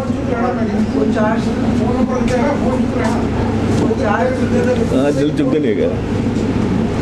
ਚੁੱਕਦਾ ਹੈ ਜੀ ਬਿਲਕੁਲ। ਸੰਗਤ ਜੀ, ਵਾਹਿਗੁਰੂ ਜੀ ਕਾ ਖਾਲਸਾ, ਵਾਹਿਗੁਰੂ ਜੀ ਕੀ ਫਤਿਹ। ਮੈਂ ਸਭ ਤੋਂ ਪਹਿਲੇ ਧੰਨਵਾਦ ਕਰਨਾ ਸਾਡੇ ਸਤਿਕਾਰਯੋਗ ਮੇਰੀ ਵੱਡੀ ਭੈਣ ਪ੍ਰਿੰਸੀਪਲ ਹਰਪ੍ਰੀਤ ਕੌਰ ਜੀ ਦਾ, ਕਿ ਜਿਨ੍ਹਾਂ ਨੇ ਸਾਨੂੰ ਹਮੇਸ਼ਾ ਸਹਿਯੋਗ ਦਿੱਤਾ। ਅੱਜ ਅਗਰ ਅਸੀਂ ਇਸ ਕਾਲਜ ਦੇ ਜਿਹੜੀ ਕੋਈ ਇਸ ਨੂੰ ਬੇਨਤੀ ਕਰਦੇ ਹਾਂ, ਸੱਚੀ ਕਹਿੰਦਾ ਸੱਚੇ ਖੜੇ ਮਿੱਠੇ ਬੋਕੇ ਕਰ, ਸਾਡਾ ਏਸੀ ਵੀ ਠੀਕ ਹੋ ਗਿਆ ਵੇਖ ਲਓ ਇਸ ਘਰ ਦਾ। ਅਤੇ ਧੰਨਵਾਦ ਕਰਦੇ ਹਾਂ ਕਿ ਸਾਨੂੰ ਹਰ ਸਹਿਯੋਗ ਦਿੰਦੇ ਨੇ। ਔਰ ਜਿਹੜੀ ਮੈਂ ਤੁਹਾਨੂੰ ਬੇਨਤੀ ਕੀਤੀ ਸੀ, ਜਿਹੜਾ ਸਮਰ ਕੈਂਪ ਅਸੀਂ 1 ਮਹੀਨੇ ਦਾ ਸ਼ੁਰੂ ਕਰਨ ਜਾ ਰਹੇ ਹਾਂ, ਮੈਂ ਬੇਨਤੀ ਕਰਾਂਗਾ ਜਿਨ੍ਹਾਂ ਨੇ ਵਾਜਾ, ਤਬਲਾ, ਰਬਾਬ, ਢੋਲਕੀ ਜਾਂ ਪੰਜਾਬੀ ਜਾਂ ਕੀਰਤਨ ਜਿਹਨਾਂ ਸਿੱਖਣਾ ਹੋਵੇ, ਬਾਹਰ ਸਾਡੇ 2 ਵੀਰ ਜਿਹੜੇ ਹੈਗੇ ਨੇ ਸੇਵਾ ਦਾ ਸਾਡੇ ਬੈਠੇ ਨੇ, ਵੀਰ ਪੁਨੀਤ ਜੀ ਦੇ ਹੋਰ ਨਾਲ ਜਗਜੀਤ ਸਿੰਘ ਜੀ। ਆਪ ਜੀ ਜਿਹੜੇ ਇਸ ਕੈਂਪ ਦੇ ਅੰਦਰ ਆਪ ਜੀ ਇੰਟਰਸਟਿਡ ਹੋਵੋ, ਆਪ ਜੀ ਜਿਸ ਚੀਜ਼ ਨੂੰ ਸਿੱਖਣਾ ਚਾਹੁੰਦੇ ਹੋ, ਬਾਹਰ ਸਾਡੇ ਵੀਰਾਂ ਨੂੰ ਨਾਮ ਜਾਣਦੇ ਆ, ਆਪਣਾ ਨਾਮ ਪਤਾ ਤੇ ਉਸ ਜਿਹੜੀ ਕਲਾਸ ਨੂੰ ਆਪ ਜੀ ਅਟੈਂਡ ਕਰਨਾ ਹੈ ਉਸ 'ਚ ਲਿਖਵਾ ਕੇ ਜਾਣਾ। ਦੂਸਰੀ ਬੇਨਤੀ, ਮੇਰੀ ਇੱਕ ਭੈਣ ਨੇ ਅੱਜ ਮੇਰੇ ਨਾਲ ਗੱਲ ਪੁੱਛੀ ਕਿ ਅਸੀਂ ਇਸ ਕੋਰਸ ਨੂੰ ਤਾਂ ਅਟੈਂਡ ਕੀਤਾ ਸੀ ਕਿ ਮੈਂ ਗੁਰੂ ਗ੍ਰੰਥ ਸਾਹਿਬ ਬਾਰੇ ਦਾ ਜੋ ਸ਼ੁੱਧੀਕਰਨ ਪਾਠ ਕਰਨਾ ਚਾਹੁੰਦੀ ਸੀ, ਅਤੇ ਮੈਨੂੰ ਉਹਦੇ ਬਾਰੇ ਇੱਥੇ ਕੋਈ ਗੱਲ ਨੌਲੇਜ ਨਹੀਂ। ਇਹ ਸ਼ਾਰਟ ਟਰਮ ਕੋਰਸ ਹੈ। ਗੁਰੂ ਗ੍ਰੰਥ ਸਾਹਿਬ ਮਹਾਰਾਜ ਦੇ ਚੁਣਿੰਦੀਆਂ ਅਸੀਂ ਗੱਲਾਂ ਲੈ ਕੇ ਚੱਲ ਰਹੇ ਹਾਂ, ਕਿਉਂਕਿ ਦੇਖੋ ਗੁਰੂ ਗ੍ਰੰਥ ਸਾਹਿਬ ਦਾ ਅਥਾਹ ਹੈ। ਸੱਚ ਜਾਣਨਾ ਜੇ ਅਸੀਂ ਵਿਚਾਰ ਕਰਨ ਚਾਹੀਦੇ, ਸਾਡੇ ਕੋਲ 10 ਸਾਲ ਵੀ ਘੱਟ ਨੇ। ਗੁਰੂ ਗ੍ਰੰਥ ਸਾਹਿਬ ਬੇਅੰਤ ਹੈ, ਲੇਕਿਨ ਜੋ ਤੁਸੀਂ ਚਾਹ ਰਹੇ ਹੋ ਉਹਦੇ ਵਾਸਤੇ ਤੁਹਾਨੂੰ ਗੁਰੂ ਗ੍ਰੰਥ ਸਾਹਿਬ ਮਹਾਰਾਜ ਦੀ ਸੰਖਿਆ ਲੈਣੀ ਪਏਗੀ। ਬਹੁਤ ਜਲਦੀ ਇਸ ਸ਼ਾਰਟ ਟਰਮ ਕੋਰਸ ਖਤਮ ਹੁੰਦਾ ਹੀ, ਬਲਕਿ ਉਸ ਤੋਂ ਪਹਿਲੇ ਜਦੋਂ ਸਾਡਾ ਸਮਰ ਕੈਂਪ ਖਤਮ ਹੁੰਦਾ ਹੈ, ਅਸੀਂ ਇੱਥੇ ਗੁਰਬਾਣੀ ਦੀ ਸੰਖਿਆ ਦੇ ਵਾਸਤੇ ਵੀ ਸੇਵਾ ਸ਼ੁਰੂ ਕਰਾਂਗੇ, ਜਿਹੜੀ ਕਿ ਮਾਤਾ ਸੁੰਦਰੀ ਗੁਰਦੁਆਰੇ 'ਚ ਹੋਏਗੀ। ਉਹਦੇ 'ਚ ਪੰਥ ਦੇ ਵਿਦਵਾਨ ਇੱਥੇ ਆ ਕੇ ਤੁਹਾਨੂੰ ਸੰਖਿਆ ਦੇਣਗੇ, ਤਾਂ ਕਿ ਸਾਡੀ ਕੋਸ਼ਿਸ਼ ਹੈ ਜਿੱਥੇ ਅਸੀਂ ਗੁਰਬਾਣੀ ਨੂੰ ਪੜ੍ਹੀਏ, ਸਮਝੀਏ, ਸਾਨੂੰ ਪਤਾ ਹੋਵੇ ਕਿ ਗੁਰੂ ਸਾਹਿਬ ਦੀ ਜਿਹੜੀ ਗੁਰਬਾਣੀ ਹੈ ਅਸੀਂ ਕਿਤੇ ਗਲਤ ਤੇ ਨਹੀਂ ਪੜ੍ਹ ਰਹੇ, ਸਾਨੂੰ ਕਿਸ ਤਰ੍ਹਾਂ ਉਚਾਰਨ ਕਰਨਾ ਹੈ, ਹਰ ਚੀਜ਼ ਦਾ ਤੁਹਾਨੂੰ ਅਸੀਂ ਨੌਲੇਜ ਦਿਵਾਵਾਂਗੇ। ਸਾਡੀ ਕੋਸ਼ਿਸ਼ ਰਹੇਗੀ ਕਿ ਅਸੀਂ ਤੁਹਾਡੀ ਸੇਵਾ ਇਸ ਤਰ੍ਹਾਂ ਕਰਦੇ ਰਹੀਏ। ਆਸ ਅਸੀਂ ਸਭ ਬਖਸ਼ੋਗੇ। ਫਤਿਹ ਕੇ ਜਾਓ। ਵਾਹਿਗੁਰੂ ਜੀ ਕਾ ਖਾਲਸਾ, ਵਾਹਿਗੁਰੂ ਜੀ ਕੀ ਫਤਿਹ। ਧੰਨਵਾਦ ਗੋਲਡੀ ਜੀ ਦਾ, ਆਪ ਸਭ ਦਾ, ਜੋ ਆਪ ਜੀ ਨੇ ਇਸ ਕੋਰਸ ਲਈ ਸਮਾਂ ਕੱਢਿਆ ਹੈ। ਸਾਰਿਆਂ ਨੂੰ ਬੇਨਤੀ ਹੈ ਕਿ ਹਮੇਸ਼ਾ ਵਾਂਗ ਗੁਰਦੁਆਰਾ ਮਾਤਾ ਸੁੰਦਰੀ ਲੰਗਰ ਹਾਲ ਵਿੱਚ ਆਪ ਸਾਰੀਆਂ ਸੰਗਤਾਂ ਲਈ ਲੰਗਰ ਤਿਆਰ ਹੈ। ਆਪ ਸਭ ਨੇ ਲੰਗਰ ਛਕ ਕੇ ਜਾਣ ਦੀ ਕਿਰਪਾਲਤਾ ਕਰਨੀ ਜੀ। ਵਾਹਿਗੁਰੂ ਜੀ ਕਾ ਖਾਲਸਾ, ਵਾਹਿਗੁਰੂ ਜੀ ਕੀ ਫਤਿਹ।